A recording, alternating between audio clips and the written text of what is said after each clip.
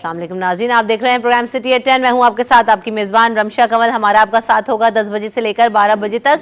सबसे पहले बहुत सारी हम खबरें भी आपको देंगे, अपडेट्स भी देंगे, अच्छी खबरें भी आज हमारे पास बहुत सारी हैं नाज़रीन के लिए। लेकिन सबसे पहले आज की जो कहानी है वो सुन लेते हैं, क्योंकि हम कहानियों से बहुत सारे सबक सीखते हैं और सबक आमोज़ कहानियाँ जो है ना वो हमारी ज़िंदगी के लिए, ख़ास तौर पर बच्चों के लिए, नौजवानों के लिए बहुत ज़्यादा ज़रूरी होती हैं। क्योंकि जब आप किसी की कहते हैं ना कि धक्का खाने से, धचका खाने से या किसी का भी बुरा एक्सपीरियंस लेने से बेहतर है कि किसी और के तजुर्बे से सीख लिया जाए, किसी कहानी से सीख लिया जाए। तो आइए हम सब अपनी ज़िंदगियों को बेहतर बनाने के लिए कुछ ना कुछ सीखते हैं और कहानियाँ सुनते हैं।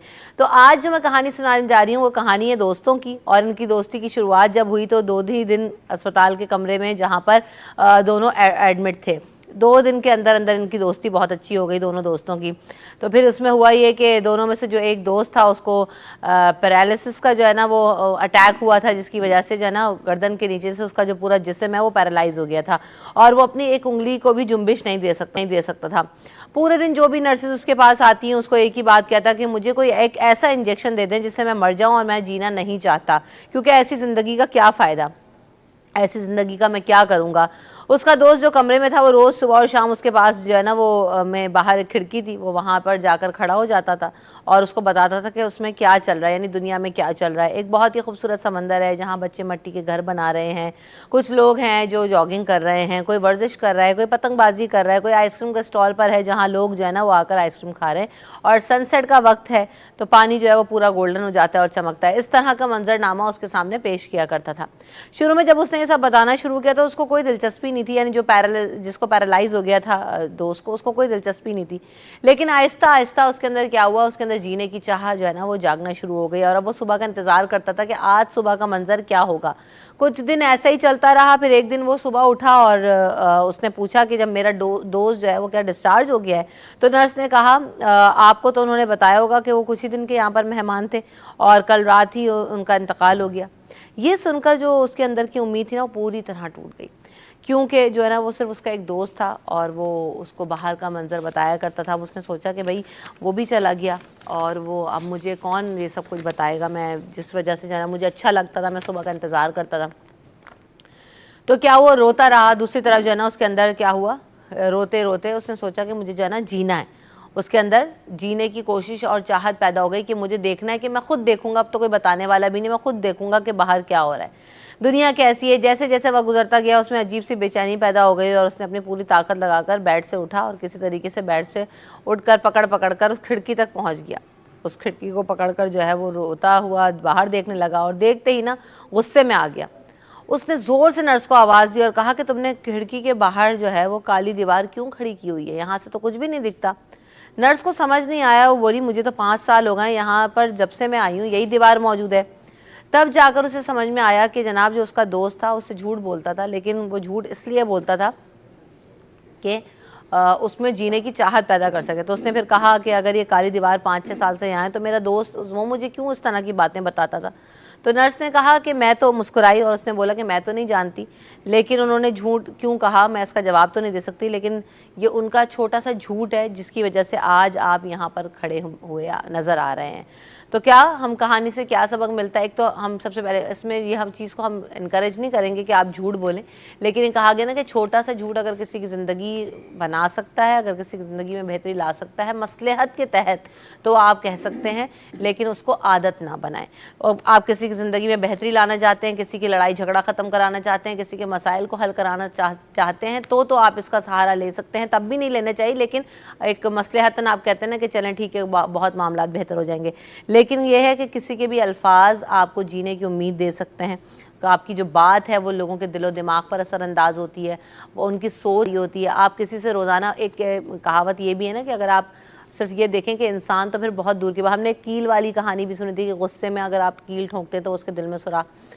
लेकिन क्या है कि अगर हम एक पौधे से भी रोज़ाना गुस्से से, गुफ्तार से, गाली गुफ्तार से गुफ्तगू करेंगे तो एक दिन आएगा कि वो भी सड़ के गल के मर जाएगा और ख़त्म हो जाएगा, जल जाएगा। तो फिर अगर इंसानों के साथ अगर आप अच्छे अल्फाज, अच्छे अंदाज और उनका इंतखाब नहीं करेंगे तो वो भी बहुत ज़्यादा मुतासर होते हैं और आपकी शख्सियत पर भी उसका असर डालते हैं और दूसरे की शख्सियत पर भी उसका असर डालते हैं। तो कोशिश करें कि आपकी प्रेजेंस है उससे लोग खुश हों और आप लोगों के अंदर पॉजिटिविटी स्प्रेड करें, लोगों के अंदर जो है वो अपने जो आसपास लोग हैं उनको खुश रखने की कोशिश करें। तो आज की कहानी हमने सुनी, तो हम कहानी के साथ साथ जो हमारी टॉप स्टोरीज़ हैं उस पर भी नज़र डालेंगे, लेकिन सबसे पहले अपने मेहमानों का तारुफ करवाएंगे। महराज अख्तर साहब हमारे साथ मौजूद हैं। वेलकम टू द शो महराज साहब, कैसे हैं आप? मैं ठीक हूँ, आप सुनाइए, आपकी तबीयत ठीक है? अल्हम्दुलिल्लाह, अल्लाह का शुक्र है। कहानी आपने सुनी, कैसी लगी आपको? कहानी बहुत अच्छी थी और वाकई कहानियाँ सुननी चाहिए। अब तो बरसों हो गए कहानियाँ सुने हुए भी, लेकिन अब ये दोबारा से सिलसिला जो आपने स्टार्ट किया है ना, ये बहुत अच्छा है। सही। और ये कहानियाँ बच्चों के लिए भी बहुत अच्छी हैं और नौजवानों के लिए भी बहुत अच्छी हैं। उससे कुछ ना कुछ सीखने को ज़रूर मिलता है उनको। तो बहुत सारी चीज़ें ऐसी होती है ना। खुर्शीद रहमानी साहब भी हमारे साथ मौजूद हैं। अस्सलाम वालेकुम खुर्शीद भाई, वेलकम टू द शो। लेकिन कुछ ना कुछ ऐसी चीज़ें ज़रूर होती है ना ज़िंदगी के अंदर के मैं बार बार कहती हूँ कि रिवीजन की हमें बहुत ज़्यादा ज़रूरत होती है। हम सब कुछ जानते हैं, हम सब कुछ पढ़ भी चुके हैं, एक्सपीरियंस भी कर चुके हैं, लेकिन बहुत सारी बातों को हम भूल जाते हैं। तो वो रिवीजन हमें कहीं ना कहीं चीज़ों से मिल जाता है। आप क्या कहते हैं इस बारे में? बिल्कुल एक अच्छी रिवायत आपने ताज़ा की है, जो हम बचपन में दादी से, नानी से, अपने बाबा से और चचा से, चची से जो कहानियाँ सुनते थे, तो वो अब मैं समझता हूँ किस्सा पारीना हो चुका है। आजकल की जो बच्चे हैं वो इस चीज़ से वाकिफ़ तो हैं, लेकिन वो दिलचस्पी का इजहार नहीं करते। उनके पास दूसरी मसरूफियात जो आ गई, गैजेट्स आ गए हैं, लैपटॉप है, टैब है, उसके अलावा मोबाइल फ़ोन हैं, उसमें वो वीडियो कहानी की सूरत में उनको वो मैसर होती हैं। लेकिन वो जो एक टेस्ट था नानी के पास बैठ के, दादी के पास बैठ के लेट की कहानी सुनने का, मेरे ख्याल से वो अब उसका मौका शायद नानियों दादियों के रोल भी तो इतने चेंज हो गए ना। अब तो बच्चे नानी दादी के पास जाते हैं तो नानी दादी भी 2 मिनट बाद जो ना बच्चों को फ़ोन दे देती है, बेटा अब हमसे नहीं संभलते, अब इनको पकड़ो, और ये फ़ोन पे बच्चे कहानी भी देख लेंगे। लेकिन वो टेस्ट नहीं मिलता अब, अगर नहीं, नॉट पॉसिबल, बिल्कुल ऐसा ही। तो ये अच्छे आपने रिवायत को ताज़ा किया है। मुझे याद है कि मेरी अम्मी और जो है नानी दोनों जो एक फेवरेट कहानी तो अम्मी की होती थी, जो हर दफ़ा मुझे वो एक ही खरगोश और उसकी कहानी सुनाया करती थी। और मैना की कहानियाँ, हाँ, और वो और एक्शन कर करके दिखाती थी। मुझे इतना पसंद आता था कि मैं कहती थी बस वो कहती थी तुम एक ही कहानी सुनती, मैं कहती थी हाँ मुझे बस आप वही कहानी सुनाए। तो मुझे वो आज तक याद है, और अगर आज भी मुझे अम्मी सुना दे तो मुझे ना मैं चाहूँगी कि मैं बिल्कुल सुनूँ, क्योंकि वो एक्सपीरियंस इतना अच्छा है। तो ये है कि हाँ बिल्कुल इस चीज़ को हमें रिवाइव करना चाहिए। स्टोरी टेलिंग बहुत ज़्यादा ज़रूरी है। स्टोरी की बात हुई, स्टोरी आपने सुनी, लेकिन साथ साथ आज की जो टॉप स्टोरीज हैं ज़रा उस पर भी नज़र डालेंगे।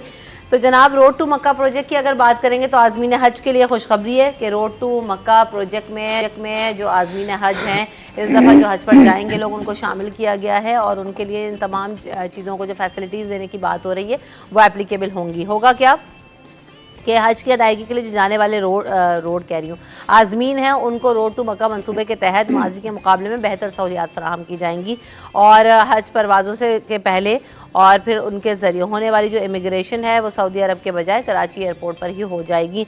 इस तरह वो वहाँ के रश से भी बच जाएंगे और बहुत सारे मसले मसाइल जो वहाँ पर जाकर आज़मीन हज हों या यहाँ से जाने वाले लोग हों तो उनको फेस करने पड़ते हैं, तो उनके लिए आसानी बहुत ज़्यादा हो जाएगी कि उनको अपनी ज़बान में अपने लोगों के साथ जो है वो इमिग्रेशन प्रोसेस उनका कंप्लीट हो जाएगा। जब वो वहाँ पर जाएंगे तो डायरेक्ट एयरपोर्ट से एग्जिट ले सकेंगे।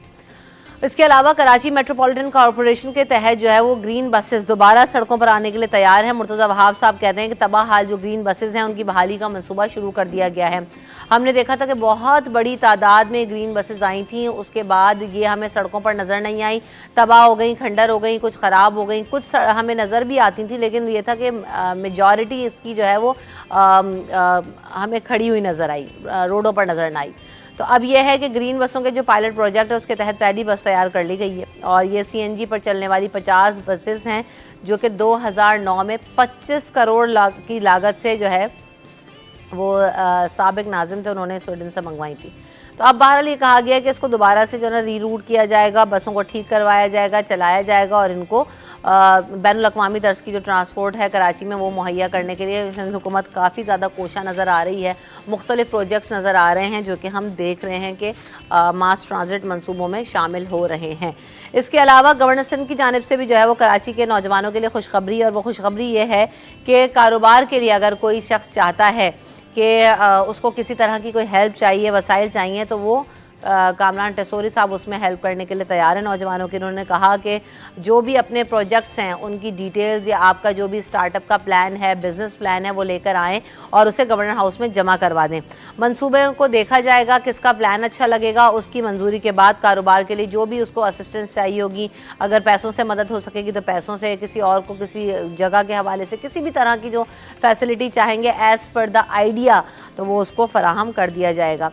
ये इसका नाम जी रखा गया गवर्नर इनिशिएटिव रोज़गार स्कीम, इसको कहा गया है। और उन्होंने कहा कि हम नहीं चाहते कि हमारे जो नौजवान हैं वो बेकार फिरे, हम चाहते हैं कि जो नौकरी करने वाले नौजवान हैं वो नौकरी कर तो रहे हैं ठीक है, लेकिन वो नौकरी देने वाले बने, यानी बिज़नेस की तरफ आगे जाके बढ़ें, ताकि जो हमारी इकॉनमी है उसकी भी सूरत हाल बेहतर हो। और कराची की सूरत हाल, जो नौजवान इस वक्त बेरोज़गारी, मायूसी और दीगर एक्टिविटीज़ का शिकार हो गए, उनको भी एक हेल्दी एक्टिविटी मिले। इसके साथ साथ हम देख रहे हैं कि अभी लेबर डे आने वाला है, जैसे ही फर्स्ट में आता है तो यौम मज़दूर होता है, उसमें सिंध में 1 मई को आम तातील का ऐलान कर दिया गया है। और ये नोटिफिकेशन भी आप स्क्रीन पर देख रहे हैं, चीफ सेक्रेटरी सिंध की जानिब से नोटिफिकेशन जारी कर दिया गया है। 1 मई को जो तमाम निजी इदारे हैं उनके अलावा सिंध हुकूमत के तहत जो तमाम इदारे हैं सरकारी वो बंद रहेंगे, स्कूल्स बंद रहेंगे। इसके अलावा शहर कायद में निजी स्कूलों के हवाले से भी एक खबर सामने आई, उसमें यह है कि महकमा तालीम ने खबरदार किया है कि फ्री शिप कानून पर जो अमल नहीं करवा रहे स्कूल्स, उनकी रजिस्ट्रेशन मनसूख कर दी जाए। तो क्या है कि स्कॉलरशिप जो नहीं दे रहे हैं, जो 54 स्कूल्स की रजिस्ट्रेशन उनकी तजदीद है, उसके हवाले से रोक भी दी गई है। तमाम इंस्टीट्यूशंस को पाबंद किया जाएगा और ये दौरा किया जाएगा कि जो भी स्कूल्स वगैरह हैं वो ये कोटा फिक्स करें और उस पर स्कॉलरशिप्स पर बच्चों को पढ़ाएं, ताकि तालीम का जो रुझान है वो आम हो सके और बड़े स्कूलों में भी ऐसे बच्चे पढ़ सकें जो उन इलाकों में रहते हैं, कि वो एक कहते हैं ना कि मिक्स आपकी जो है वो जेंट्री पैदा हो, हर किस्म का बच्चा हर स्कूल में मौजूद हो। इसके साथ साथ जो है हम देख रहे हैं कि 34 अफसरान हैं और अहलकार हैं जो कि उनको जिनकर दिया गया है पुलिस की जानिब से, और SHOs भी उसमें शामिल हैं। तो आज हम इस पर भी बात करेंगे कि क्या वजह हुई, क्यों हुआ, इसको भी हम देखेंगे। एक और बड़ी ख़बर ये थी कि जो है ना हमने देखा कि एक लड़की है पाकिस्तानी, लेकिन उसका जो ट्रांसप्लांट हुआ है वो हिंदुस्तानी हो गई है। कैसे? हाँ, क्योंकि जो दिल लगा है जनाब उसका जो है वो क्या है कि जिसके जो दिल आया है वो इंडियन है, डोनर जो है वो इंडियन। हाँ डोनर, लफ्ज़ ही नहीं मिल रहा था मुझे, डोनर यस। तो कराची से ताल्लुक़ रखने वाली 19 साल जो आयशा है उसकी कामयाब हार्ट ट्रांसप्लांट हुई है और चेन्नई के अस्पताल में हुई है, वो यहाँ नहीं हुआ, इंडिया में हुआ। तो आयशा की जो ट्रांसप्लांट सर्जरी है वो अल्लाह का शुक्र है कि बहुत ही कामयाब तरीके से हुई। उनकी जो वालदा हैं उन्होंने बताया कि उनका जो वाहिद इलाज है हार्ट ट्रांसप्लांट ही था, जो पाकिस्तान में मुमकिन नहीं था, इसलिए हम उनको भारत लेकर गए। चेन्नई में जो है ना वो इलाज हुआ है और ये एक चेन्नई का जो है MGM हेल्थ केयर अस्पताल है, जहाँ पर ये ऐश्वर्यान नामी ट्रस्ट है, जिसके ताउन से आयशा की हार्ट ट्रांसप्लांट सर्जरी कर दी गई है जो कि कामयाब हो गई है। तो ये एक बड़ी अच्छी चीज़ है और ये बड़ा एक ज़बरदस्त ख़बर है जो कि हमें, तो सबसे पहले तो इसी पे बात कर लेते हैं भाई, ये तो बड़ी अच्छी चीज़ नज़र आ रही है। बिल्कुल ऐसा ही है, बिल्कुल ऐसा लगता है कि उसे एक नया दिल लगा के नई ज़िंदगी जो है वो दी गई है। बिल्कुल। और मैं समझता हूँ ये state of the world surgery इसको कहा जाए तो बेहतर होगा। और अगर उसकी जान बचाई गई है तो मैं समझता हूँ ये बड़ा एक कारनामा है उन डॉक्टर्स का, उन तमाम हजरात का जो ये इस सारे प्रोसेस के अंदर वो कामयाब हुए। अच्छा, इसमें हमें एक और चीज़ कंसिडर करनी है। कल परसों ही मैं कहीं बात कर रही थी और हम इस हवाले से भी बात करते थे कि जो इंडियन वीज़ा है वो पाकिस्तानियों के लिए हासिल करना बड़ा मुश्किल है। उनको ये जो इवेंट्स आते हैं गुरु नानक मंदिर में लोग आ रहे होते हैं और वहाँ पर, तो उस लाहौर से तो वहाँ तक तो एंट्री आसान है, लेकिन अगर वैसे आप जनरल विज़िट वीज़ा पाकिस्तान का या इंडिया का लेना चाहें तो एक बहुत मुश्किल काम है।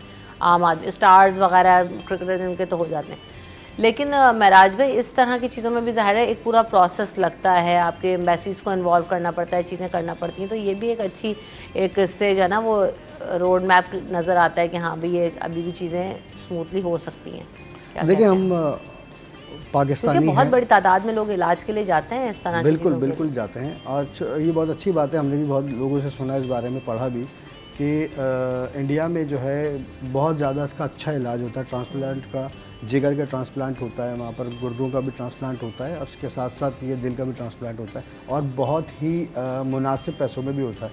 हमने तो यहाँ तक सुना है कि जैसे हमारे यहाँ NGOs हैं बहुत सारी वर्किंग करती हुई नज़र आती हैं, लोगों को खाना खिलाती हुई या दीगर एक्टिविटीज़ करती हुई, लेकिन इस साइड पे जो है सेहत के मामलात पर या अस्पतालों के मामलात पर, इलाज के मामलात पर काम करने वाले जो लोग हैं, अभी भी ऐसा नहीं है कि नहीं है, लेकिन बहुत कम है। तो ये एक बहुत अच्छी बात है कि उस 19 साल की जो लड़की है अब उसको एक नई ज़िंदगी आप कहें कि मिल गई है।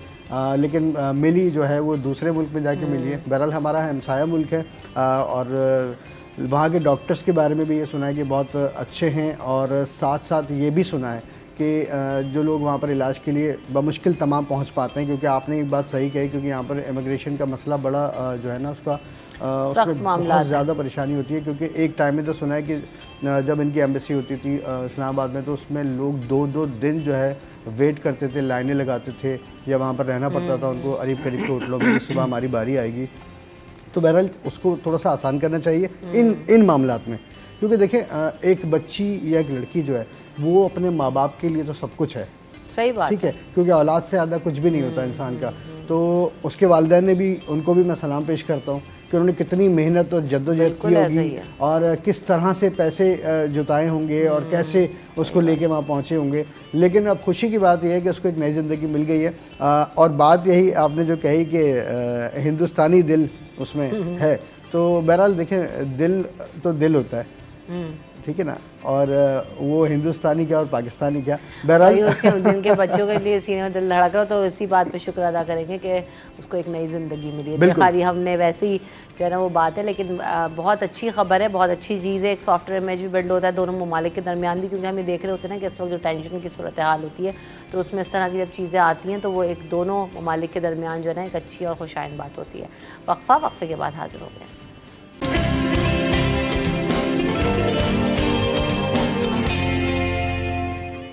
Welcome back in the show. जनाब, खबर ये भी है कि रोड टू मक्का प्रोजेक्ट को जो आज़मीन हज इस दफ़ा जा रहे हैं उनको भी शामिल कर लिया गया। रोड टू मक्का प्रोजेक्ट वैसे भी काफ़ी ज़्यादा इस वक्त अंडर डिस्कशन है। उनका वफ्द भी आया था, सऊदी वफ्द, जिसने विज़िट भी किया था पाकिस्तान कराची एयरपोर्ट पर, और इससे पहले इस्लामाबाद एयरपोर्ट पर तो फंक्शन ही है।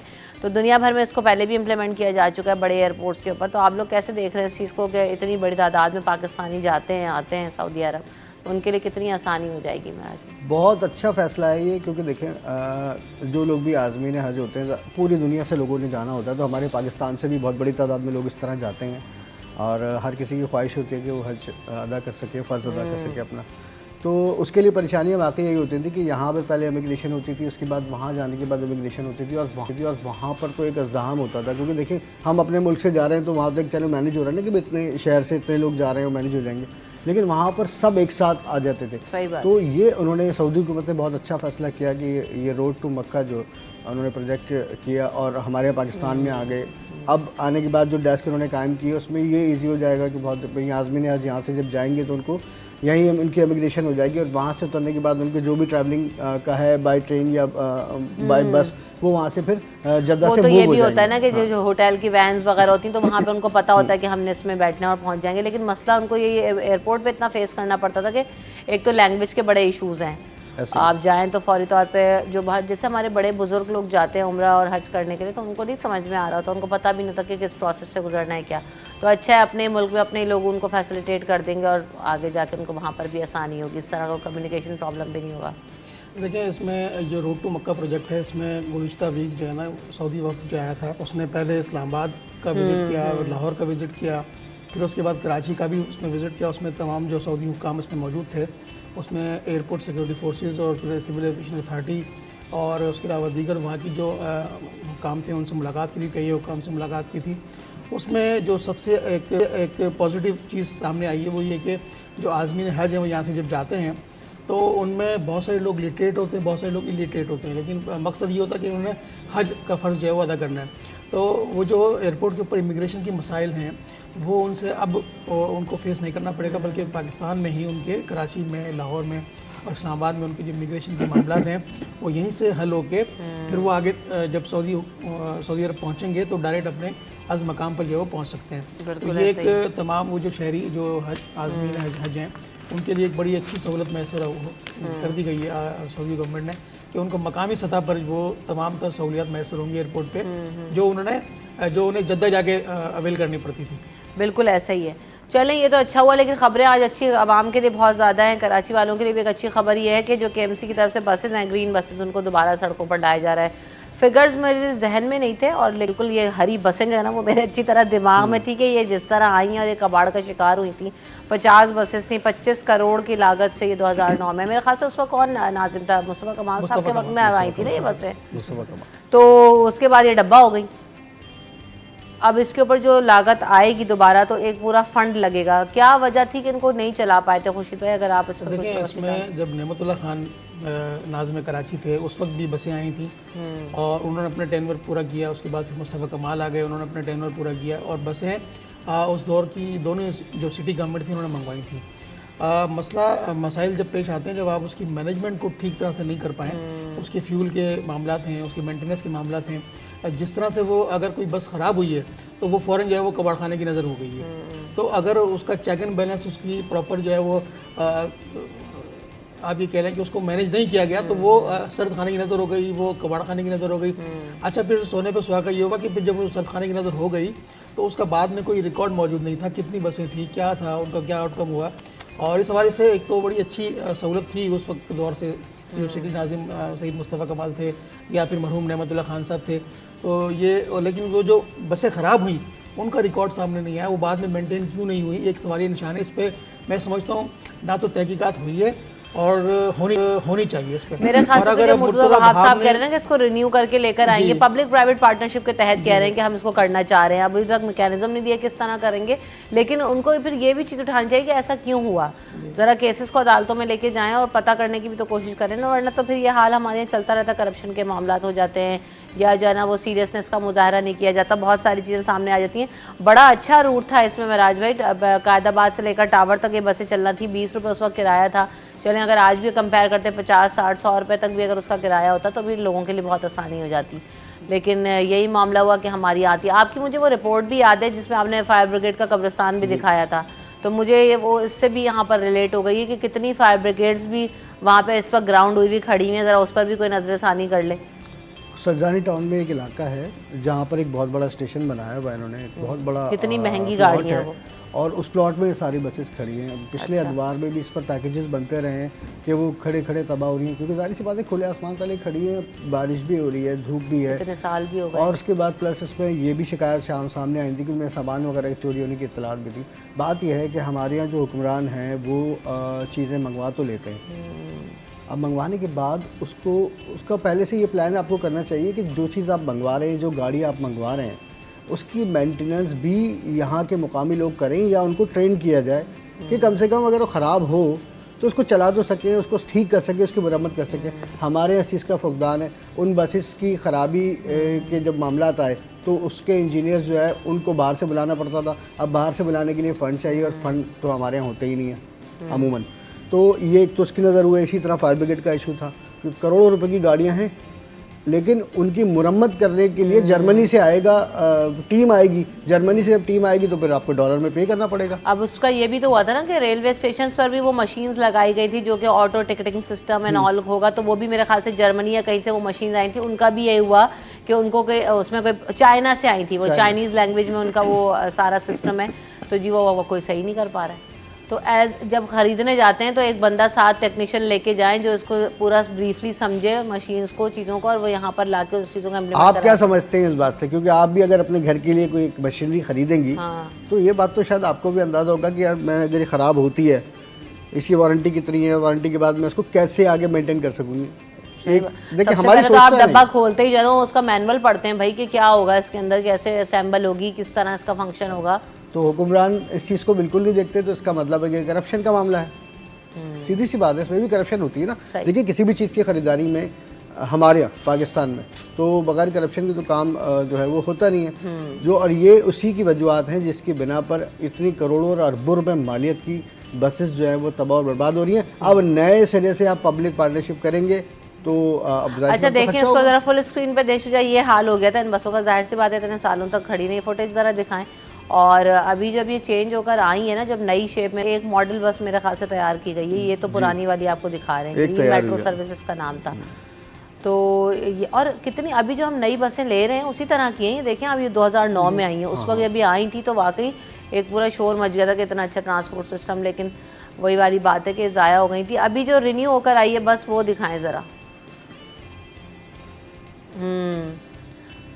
काफ़ी सारा जो है ना वो इस वक्त हमें नज़र आ रही है।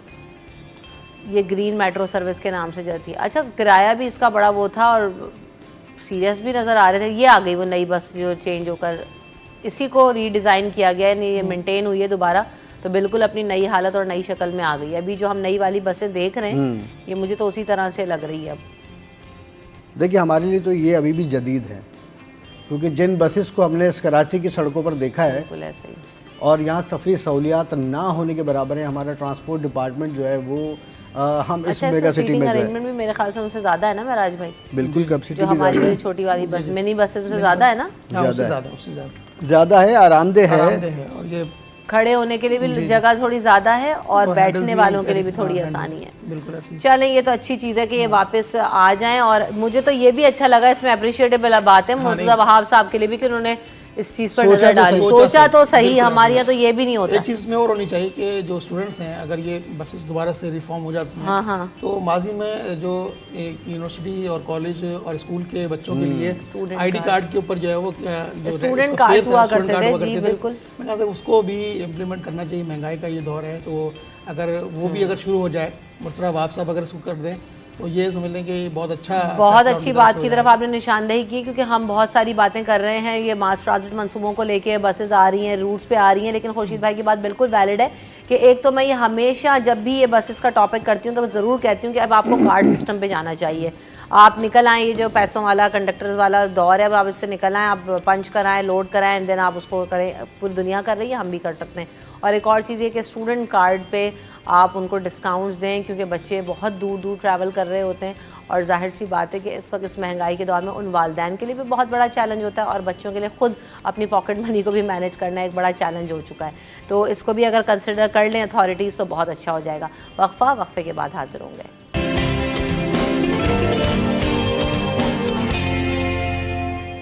Welcome back in the show. Governor Sindh की जानिब से कराची के नौजवानों के लिए भी एक अच्छी खबर सामने आई है और वो ये कि कारोबार के लिए मंसूबे लेकर आएँ और जी हेल्प करवा के चले जाएं। अब वो हेल्प किसी भी मद में हो सकती है। क्या खबर है इस हवाले से? पैसे मिलेंगे या जो है वो जगह दे देंगे, क्या आई चीज़ें? क्योंकि यहाँ पे तो ये है कि गवर्नर इनिशिएटिव रोज़गार स्कीम इसका नाम रखा गया और ये कहा गया रोज़गार के मौके और बिजनेस प्लान में उनको सपोर्ट करेंगे।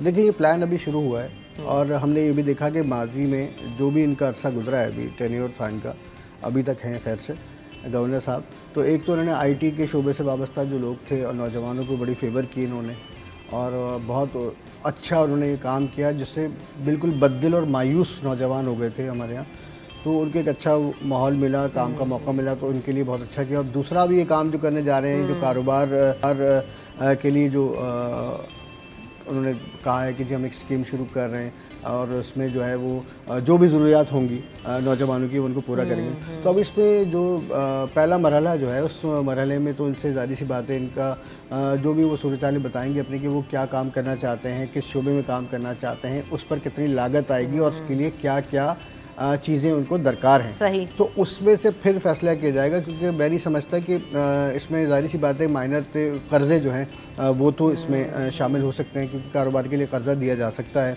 उसमें ज़ाहिर सी बात है मुखिर हज़रात भी बहुत सारे साथ हैं कराची के गवर्नर साहब के साथ, तो ये भी हो सकता है। इसके अलावा जो भी उनकी रिक्वायरमेंट होगी और जो ये कर सकेंगे वो ज़रूर करेंगे, लेकिन बहुत ही अच्छा फ़ैसला है। और एक और चीज़ ये कि गवर्नर साहब की जो वो है बैठक है या जिस तरह से उनकी जो कहते हैं ताल्लुकात हैं बिज़नेस कम्युनिटी में भी अच्छे ताल्लुकात हैं। मुखैर हज़रात की हम बात करते हैं कि तो वो भी एक बिज़नेस प्लान को सपोर्ट कर सकते हैं या बिज़नेस को बढ़ा सकते हैं कि नया चलें स्टार्टअप, तो वो भी एक चीज़ नज़र आएगी। लेकिन बात वही होती है कि इनिशिएटिव लेना अच्छे, हालांकि उनकी जिम्मेदारी नहीं थी बाइक्स फराहम करना, वो वाली बात हुई, आईटी के कोर्सेज फराहम करना, जो वादे उन्होंने किए वो वफा करते हुए नज़र आ रहे हैं। हमने जब ये बाइक्स की खबर आई थी तो हम लोग थोड़ा शशो पंज में थे कि कैसे होगा, कितने लोगों को दे देंगे मोबाइल से, लेकिन कुछ ना कुछ एग्जीक्यूशन करके उन्होंने दिखाया, कल भी हमने देखा।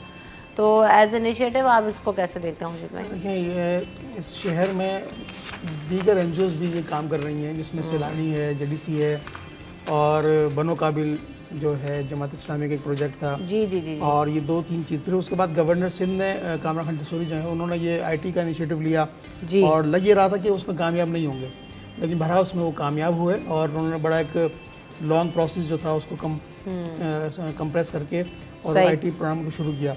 और फिर वो जो लोगों से मोबाइल छीने थे और उसके अलावा मोटरसाइकिल छीनी थी, डकैती के मामलात में, तो उनको भी उन्होंने बाइक्स दे दी, मोबाइल फ़ोन्स फराहम किए। अब ये जो इनिशिएटिव है कारोबार का, ये खुद कफील करने का मैं समझता हूँ एक प्रोग्राम है सही। कि जो यूथ है हमारी और वो उनके पास कोई आइडिया है और वो कोई बिज़नेस करना चाहते हैं, तो वो अपना आइडिया फ्लोट करें और उसको सबमिट करवाएं। सबमिट करवाने के बाद फिर वो उनकी जो बॉडी है, जो उनकी गवर्निंग बॉडी है, इस हवाले से जो उस प्रोजेक्ट की जो गवर्निंग बॉडी है, वो सारे प्रोजेक्ट को मॉनिटर करेगी। मॉनिटर करने के बाद वो जो नौजवान है, जो भी वो यूथ है, वो उसको उनको बुलाएंगे और फिर वो इंटरव्यू भी करेंगे। इंटरव्यू करने के बाद वो आइडिया अगर बहुत अच्छा उनको लगा, अगर वो फ्लोट किया जा सकता है, तो उसकी वो मैं समझता हूँ जो बिज़नेस कम्युनिटी है वो उसको सपोर्ट करेगी। सपोर्ट करने के बाद फिर वो आइडिया फ्लोट करके मार्केट में लॉन्च कर दिया जाएगा। तो मैं समझता हूँ ये एक मांगने वाला जो हाथ है, उससे बेहतर है कि खुद कफील जो है वो देने वाला हाथ बन जाए। खुद भी उन्होंने ये स्टेटमेंट दिया है कि जो नौजवान हैं वो रोज़गार करने वाले तो हैं, लेकिन रोज़गार करने वालों के साथ साथ अब नौजवानों को इस अप्रोच पे जाना होगा कि रोज़गार देने वाले बने, which is a very good thing कि जो यंगस्टर्स हैं उनके अंदर इस चीज़ को किया जाए कि भले छोटा कारोबार करें लेकिन अपना करें। इसी तरह ये IT का जो प्रोग्राम है, ये भी कई हज़ार डॉलर का प्रोग्राम है जो फ्री ऑफ कॉस्ट वो करवा रहे हैं। तो बाहर से ट्रेनर्स आए उसके लिए। जी ऐसी है। तो लेकिन वो जो नौजवान है यहाँ कराची में या पूरे पाकिस्तान में भी जो नौजवान है, जो सिंध के दीगर अजला के जो नौजवान हैं, वो भी अब इस तरफ देख रहे हैं कि गवर्नर जो है वो कब सखर जाएँ, कब लड़काना जाएँ, कब जो है वो मीरपुर खास जाएँ। ज़रूरत है इस बात की। ये अब तासुर ये हो रहा है कि गवर्नर सिर्फ कराची के तक ही इसी बाउंड्री में रह गए, लेकिन हमारी जो मुख्तलिफ नौजवानों से बात होती है कभी कभार, तो वो इस चीज़ की कमी महसूस कर रहे हैं कि गवर्नर सिंह जो है वो कब सखर आएंगे, सखर की न्यारी कब खाएंगे, और सखर के नौजवानों के लिए कब प्रोजेक्ट लॉन्च करेंगे, मीरपुर खास के नौजवानों के लिए कब प्रोजेक्ट लॉन्च करेंगे। कहा तो है इन्होंने IT प्रोग्राम को लॉन्च करने का, लेकिन इस चीज़ की कमी महसूस की जा रही है कि ये वहाँ कब पहुँचेंगे और कब उनसे मुलाकात और करेंगे। गवर्नर साहब के लिए एक बात ये भी है कि अब इस ये जो बात हो रही है तनकीद वाली बात में एक ये चीज़ आती है, एक कहना कि एक पहलू नज़र आता है। बहुत सारे लोग तो पहले ये बात ही नहीं करते, गवर्नर आया बैठा होता था गवर्नर अपने गवर्नर हाउस में, किसी को पता भी नहीं होता। यूनिवर्सिटीज़ के जो है ना वो उसमें जा रहे होते थे। डॉक्टर इशरत बात उन्होंने सेहत के मौके पर काम किया, SMC, दाव ओजा कैंपस, इस तरह के बहुत सारे मामले दौर के लिए तो खैर बहुत काम बहुत हुआ काम उस किया, वक्त हमने उस डॉक्टर दौर इशरत में देखा कि हाँ बिल्कुल। लेकिन वही था ना कि जी अब आप जा रहे हैं यूनिवर्सिटी के चांसलर से मुलाकात, एक वो गवर्नरशिप का एक हमने वो रोल देखा था और अभी हम जो रोल देख रहे हैं वो थोड़ा डिफरेंट हमें नजर आया है। ये बड़ा आवाम दोस्त है, जिसकी वजह से एक्सपेक्टेशंस बढ़ गई हैं। अब ये अगर सखर वाले, सिंध वाले, मीरपुर खास, हैदराबाद, ये सभी हमारे भाई हैं, हम सब जो है ना जो चाह रहे हैं वो इसलिए कि यहाँ पर लोगों को जब वो देख रहे हैं कि ग्रो कर रहे हैं, अच्छी चीजें नजर आ रही है तो वो भी क्रेव कर रहे हैं। रमजान उन्होंने बेल ऑफ होप जो लगाई है, तो रात भी हैदराबाद की खातून थी, वो आई, उन्होंने बेल सबमिशन करवाई अपनी, तो उन्होंने गवर्नर से 1 लाख रुपए कैश को उनकी मदद की और जो भी उनके मसाइल थे वो उनको हल करने की यकीन दिलाने। इसी तरह एक खातून थी, उन्होंने कहा कि मेरी बेटी का इलाज के लिए जो है ना वो हॉस्पिटल के मामलात ऐसे हो गए कि मैं उनको पे नहीं कर सकती, तो गवर्नर सिंध ने खुद जो है उस बेल ऑफ हॉफ के ज़रिए उस सारे हॉस्पिटल के बिल अदा किए और उनको तमाम इलाज मालजे की जो है सहूलत जो है वो फराहम की। ये भी एक पॉजिटिव साइन है जो उन्होंने बेल ऑफ हॉफ लगाया, तो वो लोग आएँ और वो अपनी वो ज़रूरत। बहुत अच्छी चीज़ें हो रही हैं और बहुत अच्छा है, इसको कंटिन्यू रहना चाहिए। ये चीज़ जो है ना वो वही वाली बात है, जब आप काम करते हैं ना तो आवाम में मकबूल खुद ही हो जाते हैं, नजर आता है काम। फिर आपको अब हम ये बात कर रहे हैं, हम वरना कितना हमने, मुझे नहीं याद कि माजी हमने गवर्नर्स को इतना बैठ के जी डिस्कस किया हो। अभी लोग ये भी तनकीद करते हैं कि जी गवर्नर कामरान खान टिसोरी साहब बहुत ज़्यादा जो है ना वो हाईलाइट होते हैं, वो ये हुनर जानते हैं खबरों में रहने का। भाई हुनर जानते हैं, कर भी तो रहे हैं कुछ, इसमें नजर भी आ रहे हैं। दीगर सूबों के गवर्नर इतने हाईलाइट नहीं है। मैं वही तो कह रही हूँ, वो यूनिवर्सिटी की वो होती है क्या होता है, कॉन्वोकेशन की तकरीबों में नजर आते थे, मखसूस तकरीबों में। हाँ बस। लेकिन ये अच्छा है, अच्छी चीज़ है, वेरी गुड। एक और चीज़ हो रही है, हम इसको रिलेट कर लेते हैं, जहाँ पर हमने देखा कि अच्छी चीज़ें नज़र आ रही, वहाँ पर एक और महकमा तालीम की तरफ से भी एक ख़बर है। वो ये है कि जो फ्री शिप कानून है उस पर अमल ना करवाने वाले जो स्कूल्स हैं उसकी रजिस्ट्रेशन मनसूख कर दी जाएगी और इसके नरक़े में ज़्यादातर जो है बड़े स्कूल्स आते हैं क्योंकि उनके ऊपर जिम्मेदारी भी ज़्यादा है, एक बड़ा जो है वो नेटवर्क चला रहे हैं और जितनी हाई फीस है उनकी, तो उसमें लोग चाह रहे होते हैं कि अच्छा पढ़ने वाला अगर किसी का बच्चा है 90% ले रहा है अगर है तो उसको स्कॉलरशिप मिल जाए। लेकिन अब ये बहुत कम स्कूल्स में हमने देखे कि स्कॉलरशिप्स रह गई हैं, वरना अमूमन नहीं है। तो उस पर कहा गया है कि चेक किया जाएगा। 1154 स्कूल के दौरे किए जा चुके हैं और अभी जो है वो तकरीबन और भी स्कूल्स को टारगेट किया गया है जिनको अभी विज़िट करना है। 54 स्कूल्स हैं जिनके रजिस्ट्रेशन की तजदीद रोक भी दी गई है। तो आप कैसे देख रहे हैं इसको? वैसे फ्री शिप स्कॉलरशिप्स वगैरह देने का तो मैं समझती हूँ कि हर स्कूल में, हर कॉलेज में, हर सतह, हर यूनिवर्सिटी में जो है ना, यूनिवर्सिटीज़ में तो खैर है अभी भी चल रहा होता है। देखिए हमारे यहाँ हमारे माशरे में जो है ना सेहत और तालीम दोनों का फुकदान है हमारे यहाँ। तो इनके वसाइल बहुत कम हैं। पहले सरकारी स्कूल होते थे, पढ़ाई अच्छी भी होती थी। उसके बाद फिर गुज़िश्ता बरसों में हमने ये देखा कि आहिस्ता आहिस्ता आहिस्ता करके इतना ख़राब सूरत हाल हो गई उन सरकारी स्कूलों की कि लोगों के अपने बच्चों को मजबूरी जो है वो प्राइवेट स्कूलों की तरफ भेजना पड़ा। अच्छा, प्राइवेट स्कूलों में भी कैटेगरीज हैं, कुछ बहुत बड़े नाम भी हैं उसमें, कुछ छोटे नाम भी हैं। अच्छा, बच्चों को स्कॉलरशिप दे देनी चाहिए और दी जानी चाहिए, वो उनका हक़ है। क्योंकि जब इतने बड़े बड़े स्कूल जो चेन ऑफ स्कूल्स हैं वो चल रहे हैं और उसके बाद उनकी फीसेस भी बहुत भारी भारी हैं और हर तरह की वो पेमेंट जो है बच्चों से हर इवेंट की और एक्टिविटीज़ की पेमेंट भी वो वसूल करते हैं, तो फिर इनको स्कॉलरशिप भी देनी चाहिए। जो कि गवर्नमेंट इस पर अगर काम कर रही है और इस पर काम करे और काम मुकम्मल करे तो बहुत अच्छी बात है। क्योंकि ऐसे दावे और ऐसे ऐलान पहले भी होते रहे हैं, लेकिन ये होना चाहिए ताकि वो बच्चे जो पढ़ना चाहते हैं, तालीम हासिल करना चाहते हैं, आगे बढ़ना चाहते हैं, उनको कोई रास्ता तो मिले कम से कम।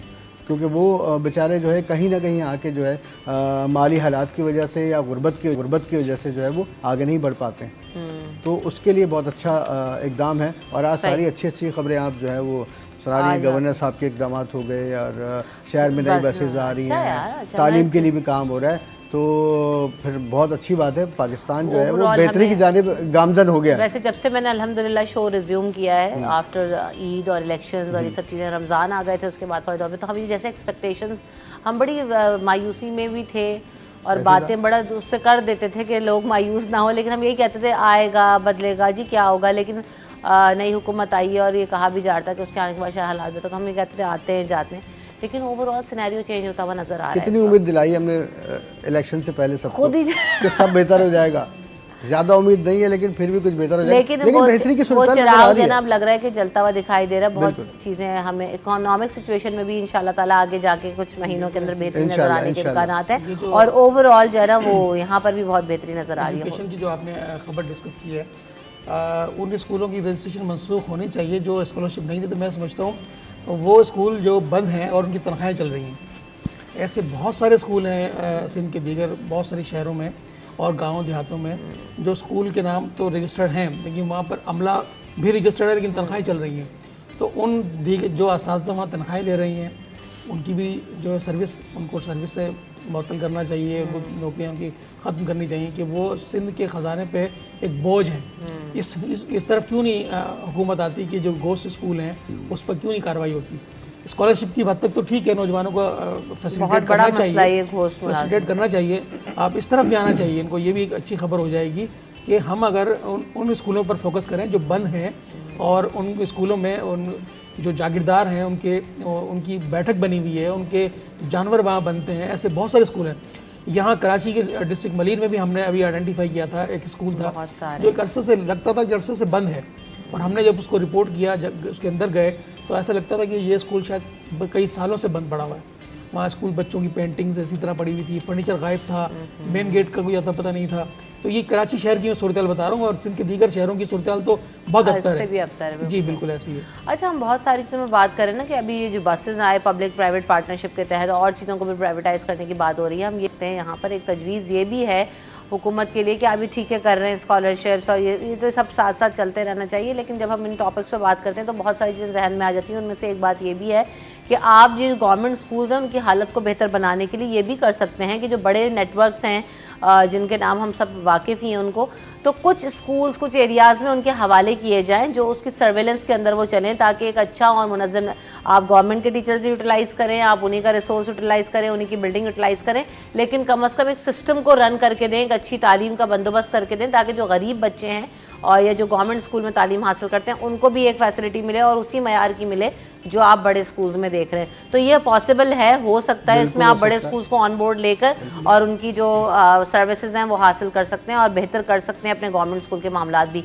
बात वो ये कि जो महकमा तालीम है, वजारत तालीम है, वो थोड़ा सा अगर तवज्जो दे तो बहुत हालात बेहतर हो सकते हैं। हम यहाँ पे ब्रेक ले लेते हैं, ब्रेक के बाद हाजिर होंगे।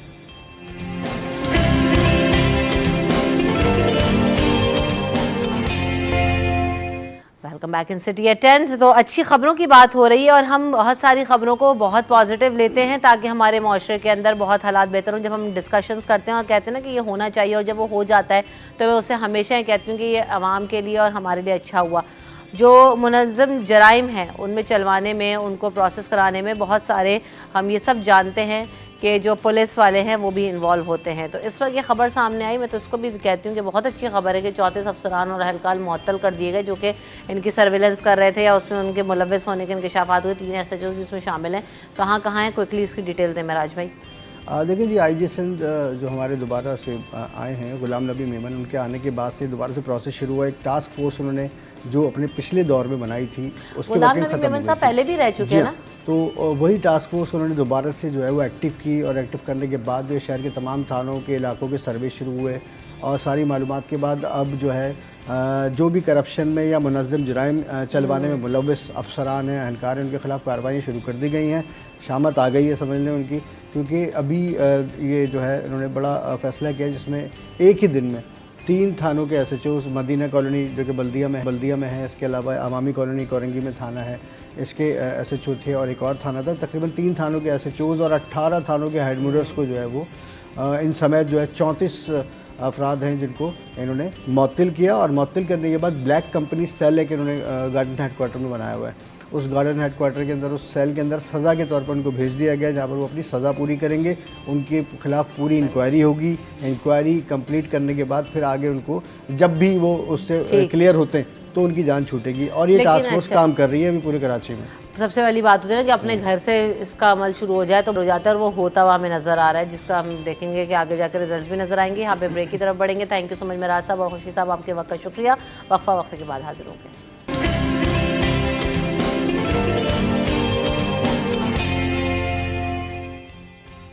Welcome back in the show जनाब। आज के सेगमेंट में हम बात करेंगे कि ख़ुद को फिट कैसे रखना है, क्योंकि इसमें बहुत सारी चीज़ें बार बार कहती हूँ, रिपीटेडली कहती हूँ, लेकिन वजह सिर्फ एक यही है कहने की कि हम अपनी ज़िंदगियों को बेहतर करने की कोशिश करें।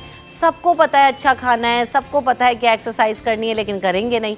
लेकिन जब हम रिवाइज़ करते हैं, चीज़ों को बार बार देखते हैं, उनके बारे में बात करते हैं, तो भूला हुआ होता है या किसी भी इंसान को कब ट्रिगर कर जाए हमें पता नहीं होता। तो हम आज यहाँ पर बात करेंगे कि आपने अपने आप को खुद कैसे फिट रखना है। अगर आप घर में भी मौजूद हैं तो आप अपने आप को हेल्दी और फिट रख सकती हैं। ऐसा नहीं है कि अगर आप सिर्फ जिम जाएंगे तो ही जनाब आप जो है ना वो फिट और स्किनी और हेल्दी नज़र आएंगी, ऐसा नहीं है। तो आज हम वो टिप्स लेंगे कि आप अपनी डाइट को कैसे कंट्रोल करें, अच्छा खाएं कैसे, किन किन चीज़ों को ऐड करना चाहिए, किन को स्किप करना चाहिए, इस हवाले से भी बात होगी। और कौन सी एक्सरसाइजेज हैं जो कि प्रोफेशनली तो आप कर सकते हैं, आपको ट्रेनर भी करवा सकता है, लेकिन घर में भी आप जिस तरह से वज़न कम करने के लिए आपको कौन सी चीज़ें हेल्प कर सकती हैं जानने की कोशिश करेंगे। हमारे साथ सनम बेनज़ीर मौजूद हैं। Welcome to the show. Sanam nutritionist हैं। वालेकुम सलाम, कैसी हैं सनम? अल्हम्दुलिल्लाह। और साथ साथ मेरे साथ शाइस्ता अकील भी मौजूद हैं। शाइस्ता वेलकम अगैन, कैसी हैं आप? अल्हम्दुलिल्लाह ठीक ठाक। ज़बरदस्त। तो अब हम बात करेंगे, सबसे पहले तो सनम ये है कि दोनों जो आप हैं, आप दोनों का कॉम्बिनेशन अगर ज़िंदगी में भी जो है ना वो साथ साथ चलता रहे तो बहुत हेल्दी और फिट रह सकते हैं। तो बुलाने का मकसद भी आपको ये कि सबसे पहले तो ये कि डाइट का कितना जो है ना एक अहम रोल होता है। फिटनेस में ट्रेनिंग्स कर रहे हैं, चीज़ें कर रहे हैं, अगर आप न्यूट्रिशन में आप जी डाइट खाए जा रहे हैं और कोई वर्कआउट नहीं कर रहे, मतलब डाइट किए जा रहे हैं, खाए नहीं जा रहे, थोड़ा ऑफ है अभी। कितना भी वर्कआउट कर लें, अगर डाइट नहीं करते आप तो आपको कोई फर्क नहीं आ रहा है। ये भी मैं तो जानती हूँ, ट्रेनर है और आई एम आल्सो ट्रेनर। सही है। 40% जो है ना वो आपका वर्कआउट है, देन 60% आपकी डाइट है। तो डाइट बहुत मैटर रखती है। आपकी स्लिप, आपकी डाइट, आपका वर्कआउट, सारा कॉम्बिनेशन बनता है। डाइट का मतलब भूखा रहना नहीं होता कि आपने रोटियां छोड़ दी, चावल छोड़ दिए, वो बिल्कुल भी नहीं होता। मैं प्रॉपर बताऊंगी। तो कहते हैं रोटी चावल। हाँ बिल्कुल गलत, तो इतनी कमजोर बिल्कुल गलत है, बिल्कुल गलत है। हम लोग पोर्शंस बनवाते हैं। अब आप अपने सिंपल कार्ब्स को कॉम्प्लेक्स कार्ब से चेंज कर दें। आप वाइट ब्रेड को ब्राउन ब्रेड से चेंज कर दें। वाइट शुगर कोई एडवांटेज नहीं है, सफ़ेद चीनी का कोई एडवांटेज लाइफ में नहीं है, आप ख़त्म कर सकते हैं। मैं रोटियाँ कभी बंद नहीं करवाती, कम ज़रूर। लाइक अभी देखिए हम लोग एक डाइट प्लान बनाते हैं कस्टमाइज, तो हम उसमें पूरा BMI, BMR, फिर DCR, TCR, target calories intake, इतना लंबा लोगों को समझ में नहीं आएगा। मैं ज़िंदगी आसान कर देती हूँ। जितना आप खाना खाते हैं, लाइक अगर आप एक रोटी खाते हैं तो उसको आधी ना करें, उसकी क्वार्टर कम कर दें जस्ट। तो आपको डे बाय डे जब वेट कम होगा तो उसको हाफ पे नहीं आए। लाइक प्रॉपर डाइट बताती हूँ, अगर आप चाहें तो एक्सरसाइज करवा सकती हैं। और हाँ, हम वो प्रॉपर डाइट भी पूछेंगे, लेकिन शायद साहब बात यही है कि हम क्या कर रहे हैं, बहुत सारे लोग डाइट किए जा रहे हैं लेकिन एक्सरसाइज पे फोकस नहीं कर रहे, ये एक्सरसाइज करना वो भी गलत है। दोनों का कॉम्बिनेशन कितना जरूरी है? वर्कआउट कोई भी ज़रूरी नहीं है कि जिम चले जाएं, आप अपना वॉक रख लें, Yes, कोई भी she's कर right. सकते हैं घर में भी। अच्छा, लेडीज़ का अक्सर मैंने सुना है कि वो कहती हैं हम घर में काम करते हैं, काम करके तो अपने आप को आप थकाते हो। और जो कोई भी वर्कआउट ज़रूरी नहीं, मैंने वही बात की, जिम जाना ही नहीं, आप घर में अपना एक टाइम फिक्स करो कि उसमें मुझे अपनी बॉडी को टाइम देना है, तो वो आपका मेंटली तौर पे रेडी होता है कि मैं अपनी बॉडी को टाइम दे रही हूँ, वो चीज़ अलग है। और आपका जो काम करना वो बिल्कुल अलग चीज़ है। तो और वही बात आ गई कि आप एक टाइम बना लें। सबसे बेस्ट टाइम जो है वो मॉर्निंग का है, और अगर नहीं कर सकते तो शाम की भी कोई ऐसी टाइमिंग कर सकती हैं जिसमें आप अपना एक सेट बना लें। मैं आपको बताऊंगी कुछ एक्सरसाइज, वो आप घर पे भी कर सकती हैं। वक्त कोई भी हो लेकिन आप जो है ना लेकिन एक बेस्ट जो है, अगर आप बना सकती, मॉर्निंग सबसे बेस्ट टाइम है वर्कआउट के लिए। सही। मॉर्निंग की बात हुई तो मॉर्निंग में सबसे पहले तो एक हेल्दी नाश्ते में क्या इस्तेमाल करें? आप सिंपल 2 ब्राउन ब्रेड ले सकते हैं। आपको 2 पोर्शन ऑफ कार्ब हर मील में अलाउ होता है। होल डे में 6 portion of carbs, 1 portion like 1 brown bread, उसको हम 6 चम्मच राइस से भी कन्वर्ट कर सकते हैं। लेकिन सुबह नाश्ते में कोई राइस नहीं लेगा, सो मैं ब्राउन ब्रेड ही बताऊंगी। आप घर का बटर लोफ भी ले सकते हैं। घर का जो पराठा होता है 60 ग्राम का, अब लोग हम कैसे मेजरमेंट करें तो ऑफकोर्स एक हाथ में आ जाता है। एक नॉर्मल जो पेड़ा होता है छोटा सा, यस, अगर मैं बोलूँगी आप नॉर्मली पेड़ा खाते हैं घर की रोटी, तो मे बी उससे वेट पुट ऑन नहीं होगा। नहीं तो वो पराठे में भी तो एक मसला ये ना कि अब सफ़ेद आटे का पराठा खाते हैं, नहीं, जब आप तक वो मल्टीग्रेन ले चिट्टा लें। घी हाँ, में तिलतिलाता हुआ मल्टीग्रेन ले मिलमिलाता हुआ सकते ना हो। लोगों के है ना? माइंड में ये देखिए, है। हमने आटा तो उतना ही लिया जितना सर हमने बताया, लेकिन जो है ना वो सफ़ेद आटे का ये भी आपको बताना जरूरी भाई है। आप 2 ब्राउन ब्रेड के स्लाइस ले लें, सही है। अगर आपको प्रॉब्लम हो रही आटे की, वैसे मैं मल्टीग्रेन बोलूँगी आप ले सकते हैं। गंदम के आटे में जौ का आटा ऐड कर लें आप। अपनी हर मील में प्रोटीन की मकदार बढ़ा दीजिए। एग्स वाइट लें, 3 अंडे ले लें, 1 योग लें, तीनों की योग मत ले लीजिएगा, ठीक है। ऑफ कोर्स उसमें आपको फिर पहली बात तो आपका डिजीज़ हो सकती है ना, वो एक्सेस आपको देगा कैलोरीज वगैरह, लेकिन प्रॉब्लम ये कि एग वाइट डजंट मैटर, सो कोई डिसएडवांटेज नहीं है योग का होता है। 2 योग अलाउ होती है, लेकिन मैंने एक इसलिए कहा कि हमारी जो अम्माएँ होती हैं घर में, वो बच्चों का बचा हुआ भी खा लेती हैं, तो वो चली जाएगी कैलोरीज। 2 ब्राउन ब्रेड लें। अगर प्रॉब्लम है ब्राउन ब्रेड से, घर की रोटी बना लें आप, घर की रोटी ले सकते हैं, नो प्रॉब्लम। दोपहर में आप अपनी सैलड लाजमी लें। लोग कहते हैं मैंने डाइट की और फिर मुझे प्रॉब्लम हो गई, यूँ हो गया, आप सैलड लाजमी लें। डेयरी लें, 3 चम्मच दही जो बनाते हैं, दही रायता, लस्सी बना लें आप, लेकिन वो लस्सी नहीं कि आपने प्रॉपर वो पूरा दूध और दही, एक बहुत गाढ़ी सी लस्सी, वो बिल्कुल भी नहीं, वो मैं अलाउ बिल्कुल नहीं करूँगी। अच्छा, लस्सी तो वैसे भी इस मौसम में जो है ना वो बहुत अच्छी है और बहुत हाइड्रेट फायदेमंद करने के है, लिए भी यस, आपको इसलिए मैंने कहा यस। हाँ, दही 3 चम्मच आपको अलाउ होता है हर मील में। अच्छा, जो लोग ट्रेनिंग्स कर रहे होते हैं ना उनको भी प्रोटीन पे बड़ा फोकस करा रहे होते हैं। अच्छा, अगर दही और उसकी बात की तो वो डेयरी में भी, आता है, प्रोटीन में आता है। डेयरी में आता है, दही और दूध डेयरी में आता है। डेयरी डाइट में बंद करते हैं हम लोग कैल्शियम, लेकिन हमें नीड है, ऐसा बंद नहीं करते कि हम बोलेंगे पिए नहीं, क्वांटिटीज देते हैं। हर चीज़ की मॉडरेशन ज़रूरी है। इसके मिल्क भी तो कह देते हैं ना, Of course low allow fat, होता है। वो क्या होता है उसमें, क्या चीज़ की वो होती है? उसमें फैट नहीं होता। जैसे अब आपको देखिएगा दूध में लैक्टोज पाया जाता है, ऐसे फ्रूट में फ्रुक्टोज, लोग कहते हैं ना फ्रूट्स खाओ और वेट कम हो जाएगा, ये बिल्कुल मैथ है। फ्रूट में फ्रुक्टोज आप अलाउ हैं, मतलब बात को कोई पकड़े नहीं। हाँ, यस, मॉडरेशन है। अब आप मैं बोलूँ आप 1 एप्पल खाना है, अब आप 1 किलो एप्पल खाना है, तो मैंने 1 एप्पल खाया ना, मैंने 1 kg नहीं खाया। तो फ्रूट में फ्रुक्टोज और दूध में लैक्टोज होता है, तो वो मोटा करता है। लेकिन इसका मतलब ये नहीं कि हमने पीना नहीं है, उसकी मॉडरेशन है, उसकी क्वांटिटीज़ हैं। अगर आप हाफ कप ले रही हैं मॉर्निंग में, हाफ ले रही हैं आप इवनिंग या नाइट में, डजंट मैटर, अच्छा है आपके लिए। दही ले रही हैं, अब आप 1 पाव दही खा लें, ऑफकोर्स तो वो ज़्यादा हो जाएगा ना, उसकी कैलोरीज बहुत ज़्यादा हो जाएंगी।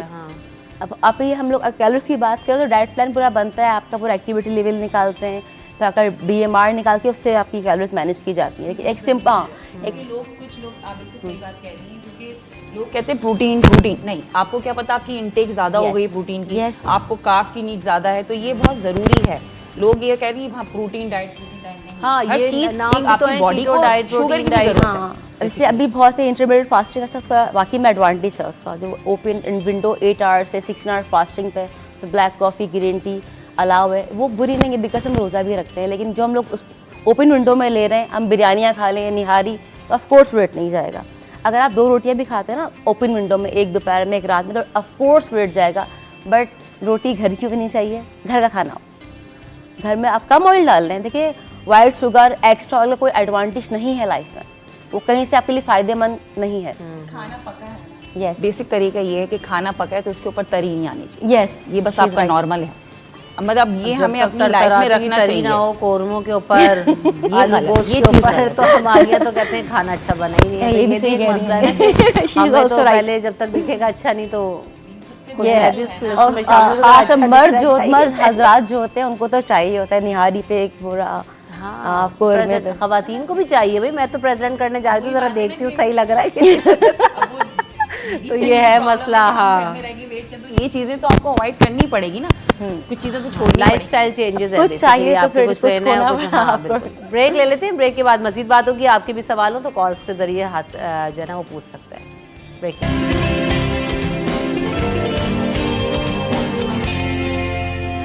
Welcome back in city at 10। बात कर रहे हैं डाइट के हवाले से और साथ साथ जना हमने कहा, जैसे भी हम जाने से पहले भी बात कर रहे थे कि मसला ये है हमारे यहाँ कि हम बहुत सारी चीज़ों में क्या करें, आर्टिफिशियल की तरफ बहुत चले गए। जैसे भी हम ब्रेक से पहले जूसेस का जिक्र कर रहे थे, वाइट आटे का, वाइट शुगर, ये सब चीज़ें हमारे यहाँ क्या है, आर्टिफिशियल हैं या मैन्युफैक्चर इनको आप कह रहे हैं, इतना उनको प्रोसेस कर दिया, सिंथेसाइज कर दिया कि हम उन चीज़ों से निकल नहीं पा रहे हैं। कैन फूड्स लोग इतना इस्तेमाल कर रहे होते हैं, या आप डाइट भी देखना, सैलेड बना रहे होंगे जी, मशरूम डालिए, कैन सब प्रिजर्वेटिव है। कॉर्न्स डाल लिए, प्रिजर्वेटिव्स, वो हेल्प करते हैं उस तरह से। देखिए अगर जो लोग जॉब करते हैं तो उनके लिए मैं बोलूँगी ऑफ कोर्स वो लोग यूज़ कर सकते हैं। जो लोग ऑफ कोर्स जॉब पे जा रहे हैं, शाम में घर में आ रहे हैं, लेकिन जो लोग हाउस वाइफ हैं, घर में रहती हैं, वो प्रिजर्वेटिव यूज़ ना करें। ज़्यादा अच्छा है कि ऑर्गेनिक पे जाएँ, सब्जियाँ खुद ही घर में काटें, सैलेड बनाएं। और जूसेस ऑफ कोर्स डाइट में अलाउ नहीं करते, अगर आपने जूसेस की बात की, आप फ्रूट ले लें। आप अगर एक ऑरेंज खा रहे हैं, आप 1 या 2 खाएंगे, लेकिन एक ग्लास में आप 6 ऑरेंजेस का जूस निकालेंगे, इसका फाइबर आप निकाल देंगे और फ्रुक्टोज रह जाएगा। तो ऑफ कोर्स वो वेट लॉस नहीं, पुट ऑन करेगा। सो आप लोग जूसेस ले सकते हैं, मना नहीं है 10 डेज में, 15 डेज में, लेकिन आप सोचेंगे मैं डेली जूस लूँगी मैं पतली हो जाऊँगी, तो ये मिथ है। सिंपल सी डाइट बताती हूँ मैं, बिल्कुल जो बहुत इजी है, सस्ती है, जो सब कर सकते हैं। अच्छा, और दूसरी बात है कि सीजन के हिसाब से भी क्या डाइट चेंज होती है, क्योंकि अभी गर्मी बहुत है, तो उसके हिसाब से बताइएगा। गर्मी में यही तो वैसे बताना ही चाह बन रही हूँ। ऑफ कोर्स क्या आप अपने मील में दोपहर के लस्सी रख लें, इसको छाछ भी लोग कहते हैं। हाँ, 3 चम्मच दही और हाफ ग्लास या हाफ कप मिल्क। आप सिंपल जो घर में मिल्क आता है उसको बॉईल करें, उसकी जो बलाई है उसको हटा दें, उसको फ्रिज में रखेंगे, बलाई आएगी वो हटा दें, वो लो फैट हो गया। ज़िंदगी को आसान कीजिए, इधर उधर बिल्कुल आसान। सुबह आप नाश्ता घर के आटे में आप जौ का आटा ऐड कर लें, मल्टीग्रेन उसकी सिंपल रोटी बनाएं, 2 एग ले लीजिए, 1 की योक, बाकी 2 एग वाइट्स, उसका आप ऑमलेट बना लें। नहीं अगर ऑमलेट है, दाल जो भी घर में ऊपर से निकाल लें सालन, लाइक आपकी हर मील में 2 पोर्शन ऑफ कार्ब, आपका 3 टेबलस्पून, आपका डेयरी पे 3 चम्मच दही ले सकते हैं। और प्रोटीन की मिकदार मैं फिर बोलूँगी, कुछ लोग कहते हैं हम चिकन नहीं खाते, हम ये, तो फिर फिश से कंपेयरिंग करने में। और वाइट मीट आपको अलाउ होता है, रेड मीट आप कम ले सकते हैं। रेड मीट भी क्या पोर्शंस में लेंगे या उसे भी स्किप करना होगा? देखिए 150 ग्राम से 200 ग्राम अलाउ होता है। अब फिर वही मेजर वाली बात आ जाएगी, तो कैसे आप होगा? 3 बोटियाँ ले सकते हैं। मैंने आगे बात को कंप्लीट, स्टैंडर्ड साइज की 3 बोटियाँ ले सकते हैं, वो आपका एक पोर्शन। अब देखिए वैसे भी अगर मैं कहूँ नॉर्मली, अगर हम जैसे खाना, जैसे हम डाइट नहीं कर रहे होते हैं, जब खाना खा रहे होते हैं, तो एक चपाती के साथ मेरे ख्याल से मैक्सिमम 2-3 बोटियां आप खा लेते होंगे, इससे ज्यादा आप नहीं खा सकते होंगे। एक पूरा अगर प्लेटर बना लें, सैलेड, दही, इस तरह की चीजें साथ में हो, तो फिर आप इतना कंज्यूम नहीं हाँ, ये आपने कोई प्लेटर बना लिया, आपने जो भी सालन 3 बोटियां निकाल ली, आप सैलेड से एक पूरा पोर्शन आपने फिल कर दिया, दही 3 चम्मच ले लिया। इस वेदर के लिहाज से अगर आप लस्सी नहीं बना रही तो अब 3 चम्मच आप उसमें भी डालें, लस्सी भी लें, तो वो ज़्यादा हो जाएगा। हाँ, सही बात। हाँ, एक चपाती का मतलब है 1 चपाती। अब बता, 60 ग्राम का जो हम लोग पेड़ा होता है ना, बाहर की चपाती 60 ग्राम के पेड़े की होती है, वो इतना सा होता है, इसको इतना बड़ा कर देते हैं। अब घर में आप ऑफ कोर्स मेजरमेंट स्केल नहीं है, तो आप लोग अपना हथेली का साइज़ लेके एक पेड़े का, वो सिंपल पेड़े की एक रोटी अलाउ होती है आपको दोपहर में भी और रात में भी। और आप चाहें, आप उसको, लोग कहते हैं ब्रेड पसंद नहीं, हम ब्रेड्स नहीं खा सकते, नो प्रॉब्लम, सुबह नाश्ते में आप रोटी ले सकते हैं। ऊपर देखिए आपको 3 tablespoon oil whole day में डाइट में अलाउ होता है, तो आप पराठा भी ले सकते हैं, आप एग भी ले सकते हैं, लेकिन 3 चम्मच का मतलब 3 चम्मच है। अब आप उसको 10 ले लें और वाले सालन डाल रहे हैं, उसे एक प्लेट में 3 चम्मच आ जाता है। यही है ऑफ कोर्स। तो आपने कहा ना कि हम लोग एक ही रोटी लेते हैं, ऑफ कोर्स एक, लेकिन सालन में कितनी आपने कैलोरीज ली, कितना उसमें ऑयल है, फिर आपने सैलेड भी साथ में ली, फिर पेट नहीं भर रहा, फिर थोड़ी सी आपने और रोटी ले ली। जितना खाना खाते हैं, मैं आपको एज अ सिस्टर एडवाइस करूँगी, उसका हाफ नहीं कर सकते, एटलीस्ट क्वार्टर कम कर दें, तो वेट गिरेगा। आहिस्ता कम करना, यस, ग्रेजुअली गिराएं। जब आपका वेट डे बाय डे आपको लगे कम हो रहा है, आपको खुद ही खुशी होगी। जो आपने क्वार्टर कम किया, ऑफ कोर्स आप हाफ पे आ जाएंगे। अच्छा, बहुत सारे लोगों की ये भी प्रैक्टिस होती है, बहुत हैवी सा नाश्ता कर लिया, दोपहर में क्या कर रहे होते हैं, जैसे अभी गर्मी है ना, खाने का दिल नहीं चाह रहा, उम्मन लोग या ज़्यादातर राइस प्रेफर कर रहे होते हैं, या फिर ये कर रहे होते हैं लाइट लगती है। हाँ बिल्कुल, और ये भी हो रहा होता है जैसे फ्रूट आ गया तो फ्रूट ले लिया, बहुत ज़्यादा मिकदार में खा लिया, एक बाउल भर के खा देखिए लिया। मैंने जैसे और फिर पहले रात भी में कहा बहुत ज़्यादा खाना नहीं, खाते ये हैं। बिल्कुल गलत है। फ्रूट में फ्रुक्टोज होता है, आई टोल्ड यू, ये उसमें शुगर होती है। फ्रूट मना नहीं है, क्वांटिटी है। 3 फ्रूट्स ले सकते हैं, एक एप्पल ले लिया, गावा, एक आपने बनाना ऐड कर लिया। यही नहीं कि आपने यही चेंज इस वक्त करें। तो वाटरमेलन वाटरमेलन बहुत आ रही अच्छा है। हैं। हाँ, आप अगर दोपहर में मेलन खाते हैं डजंट मैटर, बहुत अच्छी बात है, लेकिन उसका मतलब रात में ओवर खा लें ये गलत है। अगर आपने दोपहर में अपने मेलन लिया है, अपने लंच से स्किप किया है तो कोई मसला नहीं है। रात में अपनी एक रोटी का मतलब है एक रोटी, फिर वो रात में ज़्यादा भी हो जाता है ना कुछ लोगों वो का, गलत फिर है, ये वो होता है। गलत है। क्योंकि मेलन में अपने अपनी कैलोरीज अपने अपना एक लंच ले लिया, उसमें कैलोरीज थी, उसमें फ्रुक्टोज था, वो आप इनटेक कर चुके हैं। अब लोग सोचते हैं कि हमने अभी स्किप किया है तो हम आप पूरा कर लें, गलत है, ये गलत थिंकिंग। अच्छा, आपने शुरू में कहा था ना पानी और स्लीप जो है वो बहुत मैटर कर रहा होता है बॉडी हाँ, के of course। अंदर। देखिए वो मैं कैसे हेल्दी रहने? 70 से 60% आपकी डाइट है, 20 से 30% आपका वर्कआउट है, और 10% स्लिप है। कुछ लोग सोते ही नहीं है, जो ओवर सोते हैं। 8 आवर्स स्लिप इनफ है। जो लोग जॉब करते हैं 6 आवर्स भी ले सकते हैं, डजंट मैटर, लेकिन 8 आवर्स स्लिप लेनी चाहिए। कुछ लोग सोते ही नहीं है, कुछ लोग एक्स्ट्रा सोते हैं, जो 2 बजे 3 बजे उठते हैं। वो मतलब उनका आपका ब्रंच भी गया, ब्रेकफास्ट भी गया, आप लंच के भी बाद उठ रहे होते हैं, उनका वेट कम होना भी मुश्किल है। अच्छा, एक्सरसाइज का कोई टाइम नहीं होता, जो आपको ईजी हो। अगर वर्कआउट्स की बात की जा रही है कि मॉर्निंग का या इवनिंग का या नाइट का है, सिर्फ मिथ्स बनाई नहीं है। हाँ, कार्डियो करते हैं एम्प्टी स्टमक तो ज़्यादा इफेक्टिव होता है वो, वरना फिर आप खाने के 2.5 घंटे बाद कोई भी वर्कआउट कर सकते हैं, और स्टंट आप 1 घंटे बाद भी कर सकते हैं। अच्छा। कार्डियो एम्प्टी स्टमक ज़्यादा इफेक्टिव होता है। क्या आप उठे, आपने ब्लैक कॉफ़ी का शॉट लिया और ट्रेडमिल पर रनिंग किया, बाहर जॉग के लिए निकल गए। सिर्फ घर की जो ख़वातीन हैं उनके लिए मैं बोलना चाहूँगी कि अगर आपने सुबह उठ के, जिनको बीपी नहीं है, मतलब जिम आने को क्यों बोलते हैं, या डाइटिशियन के पास अगर किसी को बीपी है, शुगर है, मुझे नहीं पता ना, तो ब्लैक कॉफ़ी वाले बीपी को उनके लिए वो डिसएडवांटेज करती है ब्लैक कॉफ़ी से। मैं ब्लैक कॉफ़ी लेना पसंद करती हूँ, मैं 3 कप ब्लैक कॉफ़ी पीती हूँ सुबह शाम। अच्छा, यस, मुझे पसंद है।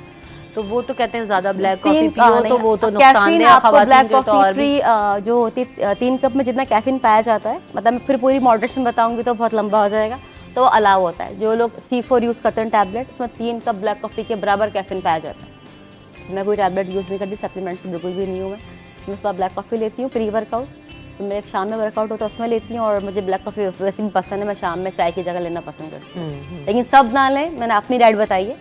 आप लोग ब्लैक कॉफ़ी लें, घर के काम करें जो आप कर रहे हैं, उसके बाद आधा घंटे से, देखिए एक कार्डियो सेक्शन होता है 20 मिनट का मिनिमम, 19 मिनट को भी हम कार्डियो नहीं मानते। आप वॉक करें तेज़ स्पीड में, हाथ चला के वॉक करें 20 मिनट। स्टार्टिंग में हर चीज़ इतनी ना करें कि आपको वो ओवर लगने लगे। पहले आप तो 15 से 10 मिनट से स्टार्ट लें, फिर 20 तक जाएँ, फिर उसके हाफ आवर अपनी बॉडी को रिलैक्स करें, कूल डाउन होने दें, उसके बाद आप खाना खाएं। खाने में वही मैं फिर बताऊंगी, ब्राउन ब्रेड या घर की रोटी, एग्स ले लें, दाल ले सकते हैं। जो लोग, कुछ लोग सालन भी खाना पसंद करते हैं, वो चिकन ले लें, नो प्रॉब्लम। लेकिन फिर बताऊंगी मॉडरेशन बहुत ज़रूरी है। ठीक, तो यकीनन हम बहुत सारी बातें कर रहे हैं, लेकिन शाइस्ता अब जैसे हम ये बात बहुत सारी हमने की कि जी खाना, उनको बैलेंस रखना, ये वो, एक एक्सरसाइज में भी अपना रूटीन और एक्सरसाइजेस को भी बैलेंस करना पड़ता हो, ये नहीं कि एक ही तरह की करते रहते हैं, या किस तरह होता है? शायद देखिए मसल यूज टू हो जाता है आपका। हाँ, अगर हम जंपिंग जैक कर रहे हैं तो वो यूज टू, उसको पता है कि अभी ये आएंगी और ये करेंगी, तो आपको उसको हीट करना है, जैसे उसको शॉक देना है। अब शॉक किस तरह करेंगे कि आते साथ ही अपने माइंड में नहीं, आज ये नहीं करना मुझे, आज कुछ और, आज मैं हाई हील्स करूंगी, तो इससे भी बहुत अच्छा रिजल्ट था। हाँ, और एक और चीज़, आप अपना वर्कआउट का टाइम भी चेंज कर सकते हैं विथ 1 मंथ 2 मंथ्स के बाद, तो उससे भी बहुत अच्छा रिजल्ट आता है। अच्छा, वरना वैसे तो कहते हैं वर्कआउट का टाइम आपका एक ही है तो ज़्यादा इफेक्टिव होता जैसे है। 3 मंथ्स बनाया, 2 मंथ्स बनाया, आपने कर रहा, फिर इसके बाद आपने सोचा कि नहीं यार अब थोड़ा चेंज करें, क्योंकि इससे बहुत बहुत अच्छा रिजल्ट, कहते हैं ना एंटी क्लॉक जो चीज़ है ना, तो वही चीज़ हमारा वर्कआउट में भी हो गया कि एंटी क्लॉक हो गया वो सब कुछ। सही। एक कॉलर है हमारे साथ, उनको शामिल करते हैं। अस्सलाम वालेकुम। अस्सलाम वालेकुम।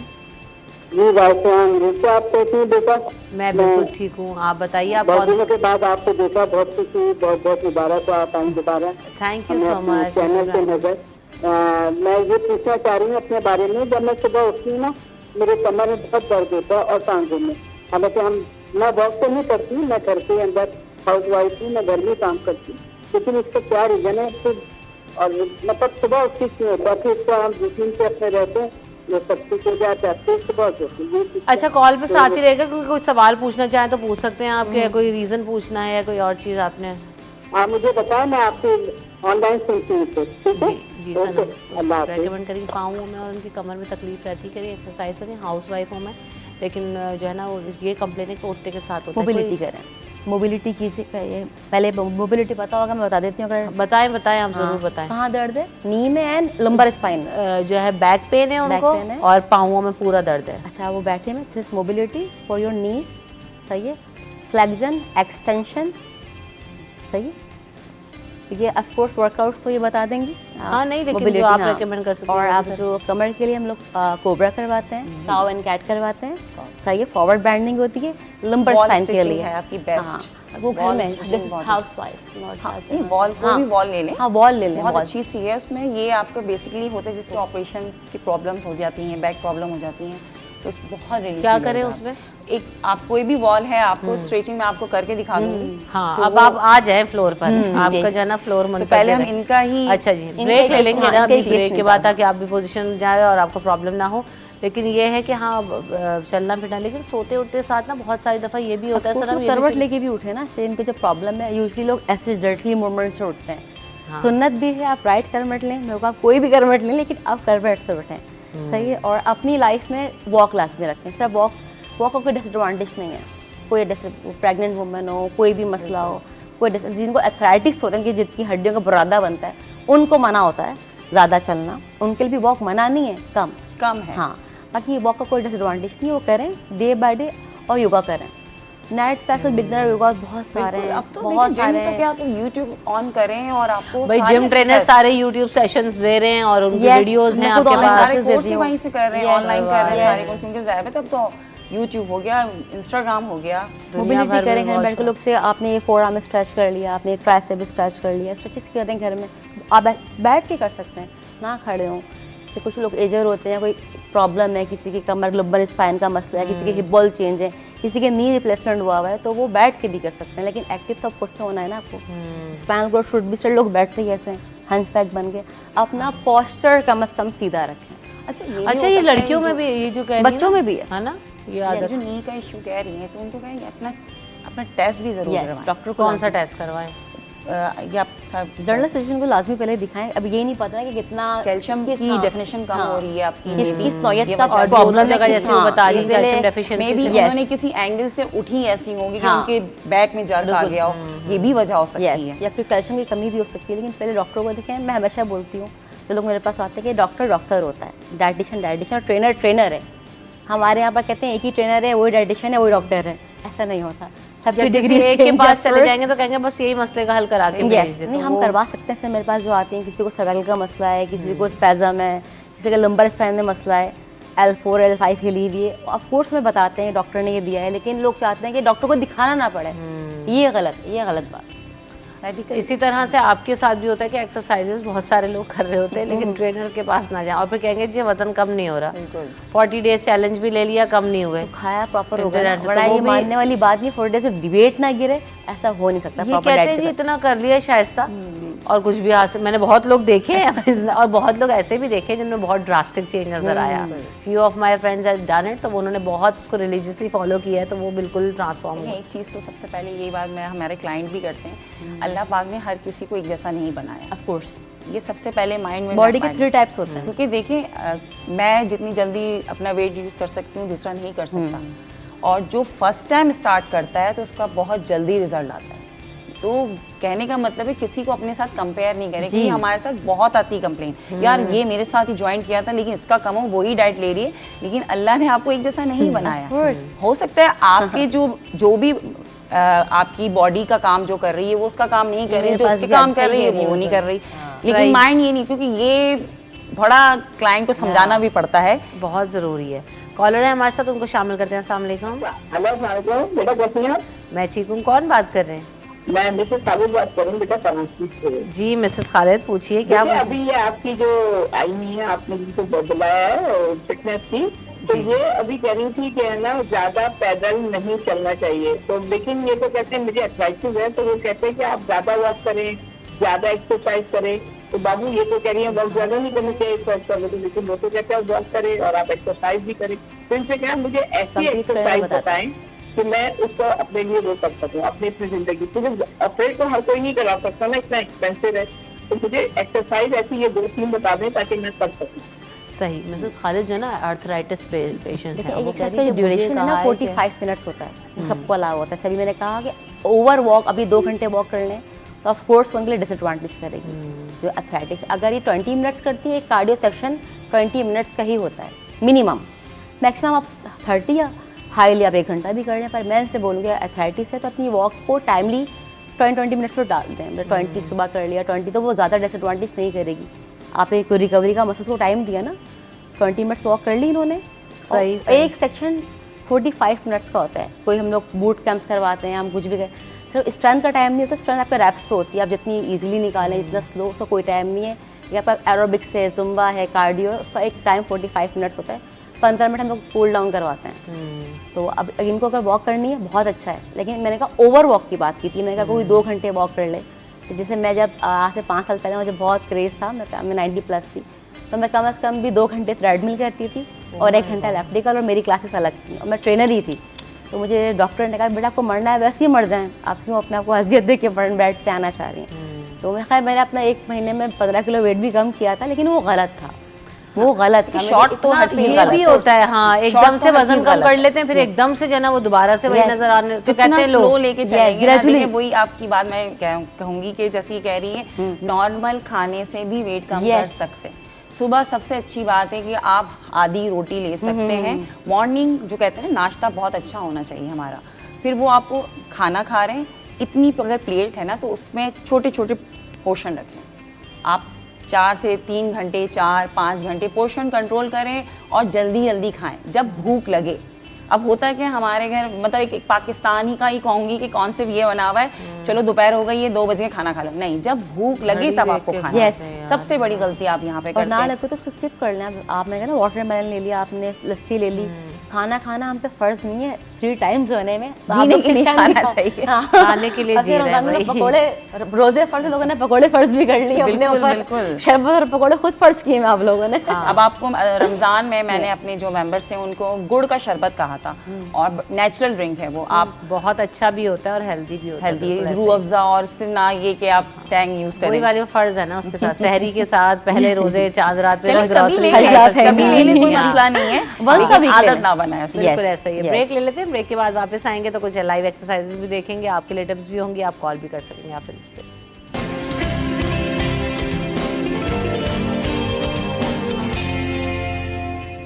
Welcome back in city at 10। तो जनाब बात हो रही है वर्कआउट्स की, तो शाइस्ता से रिक्वेस्ट करते हैं शाइस्ता ज़रूर बताएं, आपने पहले भी जो टिप्स दी थी वो बड़े जो है ना अच्छी रही, और शायद थोड़ा बूथा मेरा कम नजर माशाल्लाह। तो फॉलो करके जो है ना कुछ सबक मैंने भी हासिल किया, तो ज़रा और कुछ बताएं क्या कर सकते हैं और वज़न कैसे कम करना है। अच्छा, पहले हम 5 मिनट्स का वार्म अप, मैं वार्म अप बता रही हूँ आप लोगों को। स्टार्ट करना है, हमें तैयार करना है अपनी बॉडी को वर्कआउट के लिए।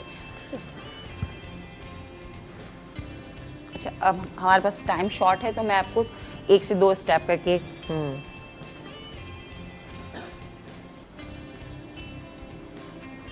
लेकिन साथ साथ ना आप स्टेप्स बताती जाएं शाइस्ता कि कितनी बार कौन सी चीज़ करनी है। 5-10 मूव करना है बेसिकली, अपने आप को मतलब बॉडी को रेडी करना है कि मैं आ रही हूँ काम के लिए। बस वार्म अप कर लिया, वार्म अप अच्छी तरह। कर लिया आपने अपने आप को, ये मैं आपको ठीक है। इसके बाद आप घर में, अब तो खैर आराम से डंबल भी मिल जाते हैं, कोई ऐसा मसला नहीं है। 1 kg 2 kg लेकर स्टार्ट करेंगे हम। पहले फुल बॉडी वर्कआउट बता रही हूँ मैं आपको, ठीक है। पोजीशन देखें। अच्छा, जिसको नी का इशू है वो कोशिश करें ज़्यादा घुटना बैंड नहीं करें, नी अपना बैंड नहीं करे। मैं दोनों चीज़ें बता रही हूँ, ठीक है। देखिए,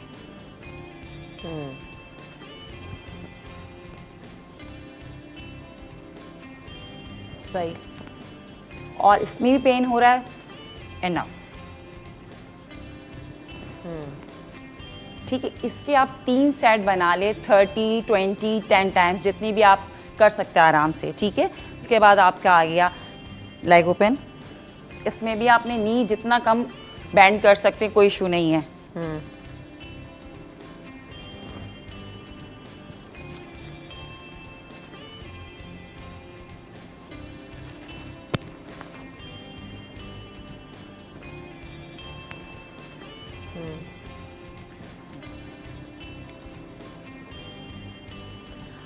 अच्छा, ये कितनी दफ़ा करना है?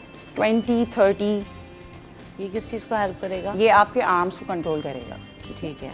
ये हो गया आपका, ठीक है। इसमें आप जंपिंग जैक भी है, अगर आप कर सकते हो कोई इशू नहीं है, लेकिन मैं आपको बिगनर बता रही हूँ, ठीक है। 1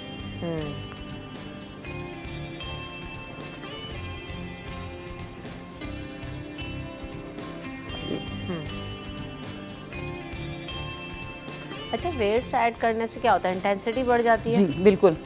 पोजीशन, बैक पोजीशन,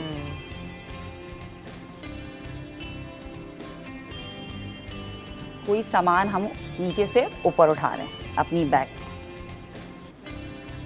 सही। इसी पोजीशन में। ये सब कितनी दफ़ा करें? 20, 30 20, सेट्स करें? 30। अच्छा, बढ़ा भी सकते हैं जो लोग ज़्यादा, जैसे बिल्कुल, जो लोग पहले से कर रहे हैं, वो बिल्कुल, कितने तक बिल्कुल। जाए? मैक्सिमम कितना हो? हम तो 10 पे भी चले जाते हैं, लेकिन 5 इनफ है। उसमें आपके रैप कम हो जाएंगे, 10 हो जाएंगे। आप तो उल्टी काउंटिंग बता रही हैं। नहीं नहीं, अगर जैसे 1 kg के यूज टू है। नहीं, वेट नहीं, मैं सेट्स की बात कर रही हूँ। हाँ हाँ, 100, 500 जंपिंग जैक 4 एक्सरसाइज मैं आपको बता रही हूँ, अगर कार्डियो कोई कर सकता है। जंपिंग जैक हो गई हमारी, कितनी भी 100, 500, दैट्स रेस्ट करा, हाई हील्स रेस्ट किया, हो गया बैक। ये 100, 500 तक कर सकते हैं। 500, सिर्फ 4 एक्सरसाइज लास्ट पर पीस।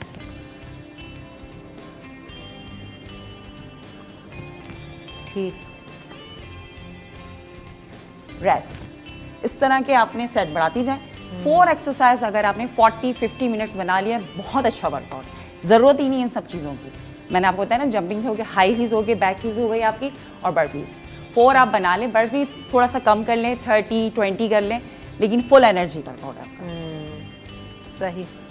तो बहुत अच्छा। वेट्स का जो है ना, वेट्स किन लोगों को ऐड करना चाहिए, किन लोगों को ऐड नहीं करना चाहिए, ये सब लोग वेट्स के साथ करें तो फॉर द गुड रिजल्ट। बिल्कुल, ये देखें, लोग बेसिकली वेट जो है ना, आपको आपकी बॉडी को मेंटेन कर देता है। अब जैसे हम लूज़ करते हैं ना अपना वेट, तो वो अपनी हमारी बॉडी जो है ना, वो लूज़ होनी शुरू हो जाती है जब हम वेट कम कर रहे होते हैं कार्डियो के थ्रू। तो वेट जब हम उठाते हैं ना, तो हमारी मसल को टाइट करता है। तो हमें शेप भी चाहिए ना बॉडी का। स्टार्टिंग में विदाउट वेट यूज कर लें आप 1 वीक, 10 डेज, 1 वन से मंथ, कुछ नहीं होता है, ऐसा उसके कोई बाद फिर आप ग्रेजुअली वेट अच्छा, बढ़ाएं। वही जो ना वजन जो भी लोग कम करते हैं, डाइट करते हैं ना, उनके चेहरों पे, उनकी बॉडी में, हाथों में ना सैगीनेस हो जाती है, लूज स्किन, मुंह पे सब डाइट से करते हैं। अगर तो वो आप वेट क्यों ट्रेनिंग होता के है? साथ कर रहे हैं तो सैगिनेस नहीं आ सकती। नहीं आएगी, बिल्कुल। एरोबिक, जुम्बा, देखिए हर कुछ लोग एक्सरसाइज कर ही नहीं रहे होते, सिर्फ डाइट कर रहे होते हैं। वो आएगी लाजमी। उनके जैसे चेहरे तो लटक combination जाते है, हैं, उनके डाइट का और एक्सरसाइज का कॉम्बिनेशन क्यों है? इस ना वजह बॉडी से आपकी लूज होगी। अब देखिए, अगर स्ट्रेच वर्क की बात की जाए तो वो तो आएंगे ऑफ कोर्स। अगर आप एक बलून फुला दिया, हवा देखिए, निकाल रहे एक हैं, तो और वो तो चीज़ है, आएंगे, वो natural उससे जो आपका डिनाई face नहीं है, कर सकते हम। वो तो आएगा ही ना। हाँ। अब लोगों का पता है मसला क्या होता है, मैं आपको ये भी बताती हूँ।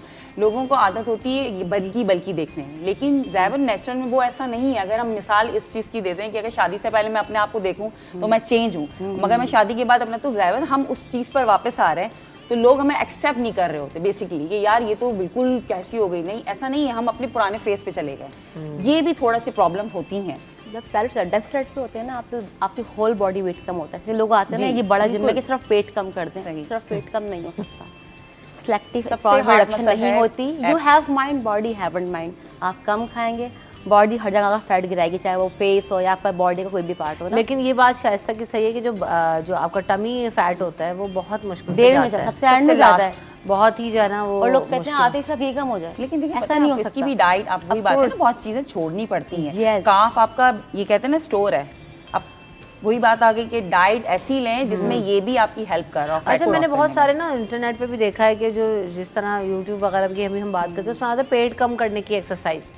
तो होता कौन है। सी खास एक्सरसाइज कुछ बता दें खवातीन होती को हैं क्या ऐसी, कर सकते अगर हैं? आप कैलोरी डेफिसिट पे इफेक्टिव है।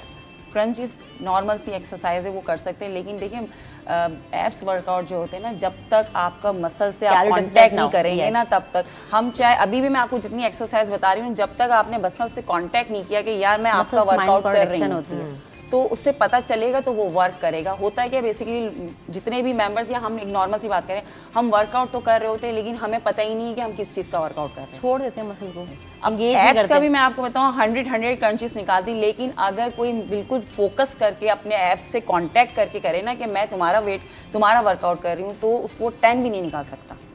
मसला सारी गलतियां यहाँ पर है। तो इस वजह से लोग कहते हैं कि ट्रेनर हायर करें या मे बी जिम जाएं, लेकिन नहीं भी है तो मैंने बताया ना सिर्फ सिंपल क्रंचेस, वो अगर 100 भी लगाएंगे तो आपके पेन स्टार्ट हो जाना शुरू, सबसे नॉर्मल एक्सरसाइज है वो। सबसे इजी है crunches, leg raises, flutter and situps. अगर आप 4 एक्सरसाइज सिट कॉम्बिनेशन अप बनाते बॉडी भी आ हैं जाता है। सही। मेजर जो है ना उसका प्राइमरी मसल कोर है, पर सिटअप्स बहुत हार्ड होते हैं। देखा होगा जो लोग पाँव पर देते हैं सपोर्ट एंड उठ के करते हैं, करवाऊँ सिटअप में आपको? हाँ करवा सकते हैं, लेकिन बात वही आ गई ना कि देखिए विद अगर आप चाहें तो इनको 4 एक्सरसाइज दिखा सकते हैं, मैं आपको डेमोन्स्ट्रेशन करवा देती हूँ। कोई मसला आएं, नहीं। आपका मैं mic- आपको इनको करवा रही आप हूँ। बहुत दूर नहीं जा सकती माइक ऐसा लगा Okay, लेकिन आप शाइस्ता मुंह पहले में भी क्रंचेस बता दें, मैं इसकी वेरिएशन करेक्शन बताऊंगी बिगनर्स के लिए ना। क्रंचेस नॉर्मल से। हाँ अच्छा, mic बिल्कुल नहीं, बिल्कुल लेट जाएं आप हाँ, ना। हाँ, ठीक है। बिल्कुल बिगनर वाले बता दें, बिल्कुल Mic- लेट mic है, जाएं। अच्छा बिल्कुल बिगनर वाले बता दें, लेट जाएं फ्लोर पे।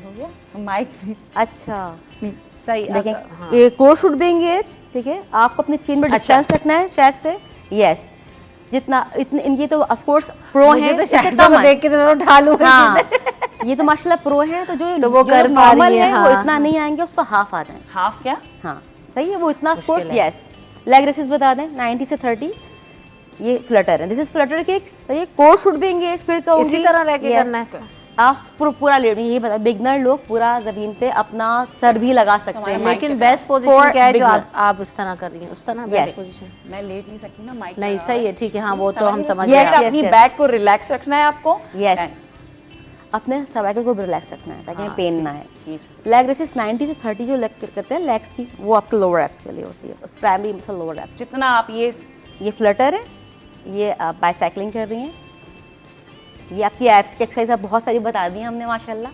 बहुत अब है, जो लोग बहुत करना है। चाहें तो बहुत effective एक्सरसाइज है, थैंक यू लेकिन बात वही है थैंक कि यू शाइस्ता। कांटेक्ट आपके ड्रेसिंग की वजह से करना, मैं खुद बता देती नहीं कोई। हूँ। हाँ ये तो बात सही है कि एक्सरसाइजेस बहुत सारी हैं, लेकिन आप कॉम्बिनेशन वो बना लें जो आप Yes, easy- जैसे बहुत सारी खवातीन ऐसी हैं जिनको वाकई रेगुलर बैक पेन रहते हैं, जी जी, तो वो जो कर सकती हैं भाई पहले Cobra वो pose। स्टार्ट पहले कोबरा कोबरा पोज काव क्या एंड था? काव एंड कैट, अब फिर शाइस्ता को बोलेंगे अगर नहीं मैं मुझे मसला मैंने बता जीन्स रही हूँ वेयर किया। बेसिकली वो बेस्ट है एक्सरसाइज से। हाँ। कोई भी वॉल आपने लिया, अब हमारा कैमरा वहाँ जा नहीं सकता, सबसे अच्छी एक्सरसाइज भी है, फिजियोथेरेपी भी है जिनको बैक पेन है।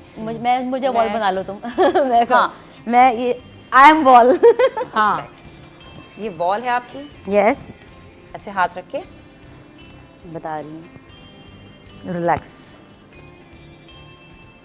अच्छा अपने हेड को नीचे ले जाने की कोशिश करें। आसान सा लग रहा है लेकिन होता होगा लंबर मुझसे, स्पाइन हाँ। की 5 वर्टिब्रास होती हैं, हमारी 33 वर्टिब्रास होती हैं। लंबर स्पाइन की सबसे बता रही हूँ। बेस्ट अच्छा ये कितनी दफा करेंगे, इससे 10 बैक पेन खत्म हो जाएगा? आप करके देखें, आपको मैं यहाँ करती से हूँ भी कल रिलैक्स से। होंगी आप। क्योंकि बिल्कुल back pain हेड सबको डाउन रहता है। Then slow up. हाँ कॉन्ट्रैक्शन हो, समझिए आपकी जो वर्टिब्रास हैं वो कॉन्ट्रैक्ट करें, हर चीज़ आपको कॉन्ट्रैक्शन नीचे जा रहे हैं तो कितनी देर होल्ड करें? 5 सेकंड। इतना ये बस आप खुद फील करेंगे मैं बहुत रिलैक्स फील कर रही हूँ, अच्छा थकाना नहीं है बेसिकली आपको। सही सही सही। बाकी बैक के लिए जो लोग चाहते हैं हम लोग अच्छा ये तो वाकई बिल्कुल बेसिक सी चीज़ है ना, घर में आप कर रहे हैं उसको। कोबरा भी आसान है, आपने बोथ पाम चेस्ट लेवल रखी और इस पर प्रेशर देते हैं आप स्पाइनल कॉर्ड पे। काव एंड कैट पोज भी बहुत इजी है, सब कर लेते हैं। हाँ काव एंड कैट होता है, वो बैक पेन के लिए होता है। हम लोग हाफ ब्रिज करवाते हैं, वो सब जो है उसके लिए अब बैक किसी दिन आप भी ट्रैक सूट पहन कर आ जाएं ताकि आपसे जो सारी बातें बता रही हैं लाइव यहाँ पे ब्रिज कर पोज दें। में मे बी ये कि थोड़ा सा हाफ ब्रिज हम लोग फुल थ्रॉपी में करवाते हैं, मुश्किल फुल है, नहीं, हाँ, फुल half चक्रासन में की सही नहीं, है। हाफ ब्रिज की बात कि हो रही उसमें है। रिस्क है, अगर चक्रासन गलत तो एंगल of से course उड़ गए is तो too much फिर difficult। बैक भी चलेगी अच्छा आपकी। ये बात ज़रूरी है, किसी भी एक्सरसाइज में आप गलत एंगल से उठ जाएं तो इसलिए जो आपका अभी मतलब उन्होंने बहुत बताई बहुत ज़रूरी बिगनर थी, ये डिसएडवांटेजेस नहीं, जैसे मैंने पहले भी कहा, ये तो फिर भी हाफ ऊपर थी, अच्छा इनका पोस्ट है बिकॉज शी इज ट्रेनर। बाकी लोग बिल्कुल लेइंग ऑन द फ्लोर बिल्कुल लेट जाएं, अपनी बॉडी को रिलैक्स, लेकिन core should be engage. Keep breathing, सांस नहीं रोकनी है लेकिन पेट को टाइट रखना है हर एक्सरसाइज, वो स्क्वाट्स हो, वो लंजीज हो, वो जंपिंग जैक्स हो, वो हाई नीच या बर्पीज हो। जब तक आपने अपना कोर एंगेज नहीं किया, आपका मसल वर्क नहीं कर रहा, ना कोर ना कोई और आपकी डाइट नहीं है तो आप कुछ भी कर और भी बता देती और हूँ। डाइट नहीं कर रहे तो आप ये भी बता दें कि फिर तो एक्सरसाइज बेकार है। कुछ भी नहीं करें, मॉर्निंग में उठने से पहले कुशन होता है ना, आपको अपना बिस्तर छोड़ना है, आप कुशन लें और उल्टा बेड पे लेट जाएं अपनी बैली पे रखकर। ठीक है, उससे उल्टा क्या लेट होगा जाएंगे। शाइस्ता? बहुत, ये आप करके देखें, देसी टाइप मींस कहलाता है। कितनी और देर लेटे हो? ठीक है, आप जब बेड से उठ गए टोटका बता तो रही हैं। अपनी एब्स को टाइट कर लें, जितना कंट्रोल कर सकते हैं अपनी ब्रेथ को। देन रिलैक्स, ये करना स्टार्ट करें, इंशाल्लाह बहुत जल्दी रिजल्ट मिलेगा आपको। और और कितनी देर इससे तक आपका करें एक इसको चीज़ शायद? ये भी कहते हैं कि खाने की क्वांटिटी भी कम होनी शुरू हो जाती है। आपको भूख भी थोड़ी कम लगनी है। क्या मिसाल ये देंगे कि मैदा शीलिंग होने लगता शीलिंग है। होने लगता है, ये भी है। अच्छा, मैंने वैसे थ्रोट का कितनी तो देर कभी में नहीं practice किया। करें? 10 बना लें, 10 रेप्स स्टार्ट में करें, ठीक है। ब्रीथ जितनी कंट्रोल कर सकते हैं वो आपकी टाइम के है ना। आप जब इस लगे कि बस इनफ, अब मेरा दम घुट जाएगा, देन रिलैक्स। कुशन रखें। दोनों आप चीज़ें करके देखिए, इंशाल्लाह आप मुझे बोलेंगे क्या रिजल्ट आया चलो है। भाई शुरू करें आज से। लेकिन ये इसीलिए मैंने कहा था प्रोग्राम के शुरू में, आप कुछ कह रही थी सनम? So forget it. कुछ नहीं, आप हाँ, बता मैंने दीजिए, टोटका मैंने- तो कभी हाँ। नहीं किया, जो मैं टोटके वगैरह टाइम है मेरे पास। लेकिन जो बता रही हैं, अगर जो लोग नहीं लेट के उल्टा करना चाह रहे, अपने स्टमक को वैक्यूम करें। Spinal cord should be straight, कमर की हड्डी सीधी होगी। आपको लगा से आपका जो बैले बटन है ना, वो पीछे से किसी ने पकड़ लिया है। Both are same. ये एक्सरसाइज में आता है, वो टोटके में आता है, ये चेंज है। समझ रही है? And relax again. काउंटिंग करेंगी, मैंने स्टमक को बिल्कुल सक किया हुआ है, 10 काउंट किया एंड रिलैक्स। तो ये भी बहुत इफेक्टिव होता है। तो अगर आप इसको मेडिटेशन में बैठे तो आपको दिमागी सुकून भी मिलेगा। स्लो लाइट्स में लाइक योगा की तरह जानामाज़ से बैठ जाएं तब भी, लेकिन एम्प्टी स्टमक बहुत इफेक्टिव है। She is right, empty stomach बहुत ये इफेक्टिव आप करें इंशाल्लाह, बहुत अच्छा है। मतलब ये कार्डियो दो चीज़ें और आप योगा कर एम्प्टी लेंगे। बहुत बैठ पे effective पहले मैंने आपको क्वेश्चन बताया, बिल्कुल उल्टा लेट कर, उठने के बाद बैक पे ही बैठकर आप 10 मिनट्स का अपना ये वर्कआउट स्टार्ट करें। हाँ, वैक्यूम करना है क्यों स्टमक। करें। सही। और उसके बाद जैसे बताया कॉफी पिए, थोड़ा लाइट अच्छा, एक चीज, आप अपनी सबके लिए लाइफ नहीं है। में वार्म वाटर, हाँ। नीम गर्म पानी और 3 से 4 कलौंजी के बीच। कलौंजी तो वैसे ही इतनी इफेक्टिव है बहुत सारी चीज़ों के लिए। तो थैंक यू सो मच शायद और सनम, आप दोनों आई, आप दोनों ने वक्त दिया, इतनी सारी बेहतरीन टिप्स दी। फॉलो करना आपका काम है, ये ना कहिएगा कि रिजल्ट नहीं आया। जो जिस हिसाब से जैसे कर सकता है अपनी फिजिबिलिटी के हिसाब से करें, लेकिन करें ज़रूर कुछ ना कुछ अपनी ज़िंदगी के अंदर, ताकि आप अपनी लाइफ के अंदर बेहतरी ला सकें। रमशा कमल और टीम को दीजिए इजाज़त, अपना ख्याल रखिएगा। अल्लाह ने के बाद अल्लाह हाफ़िज़।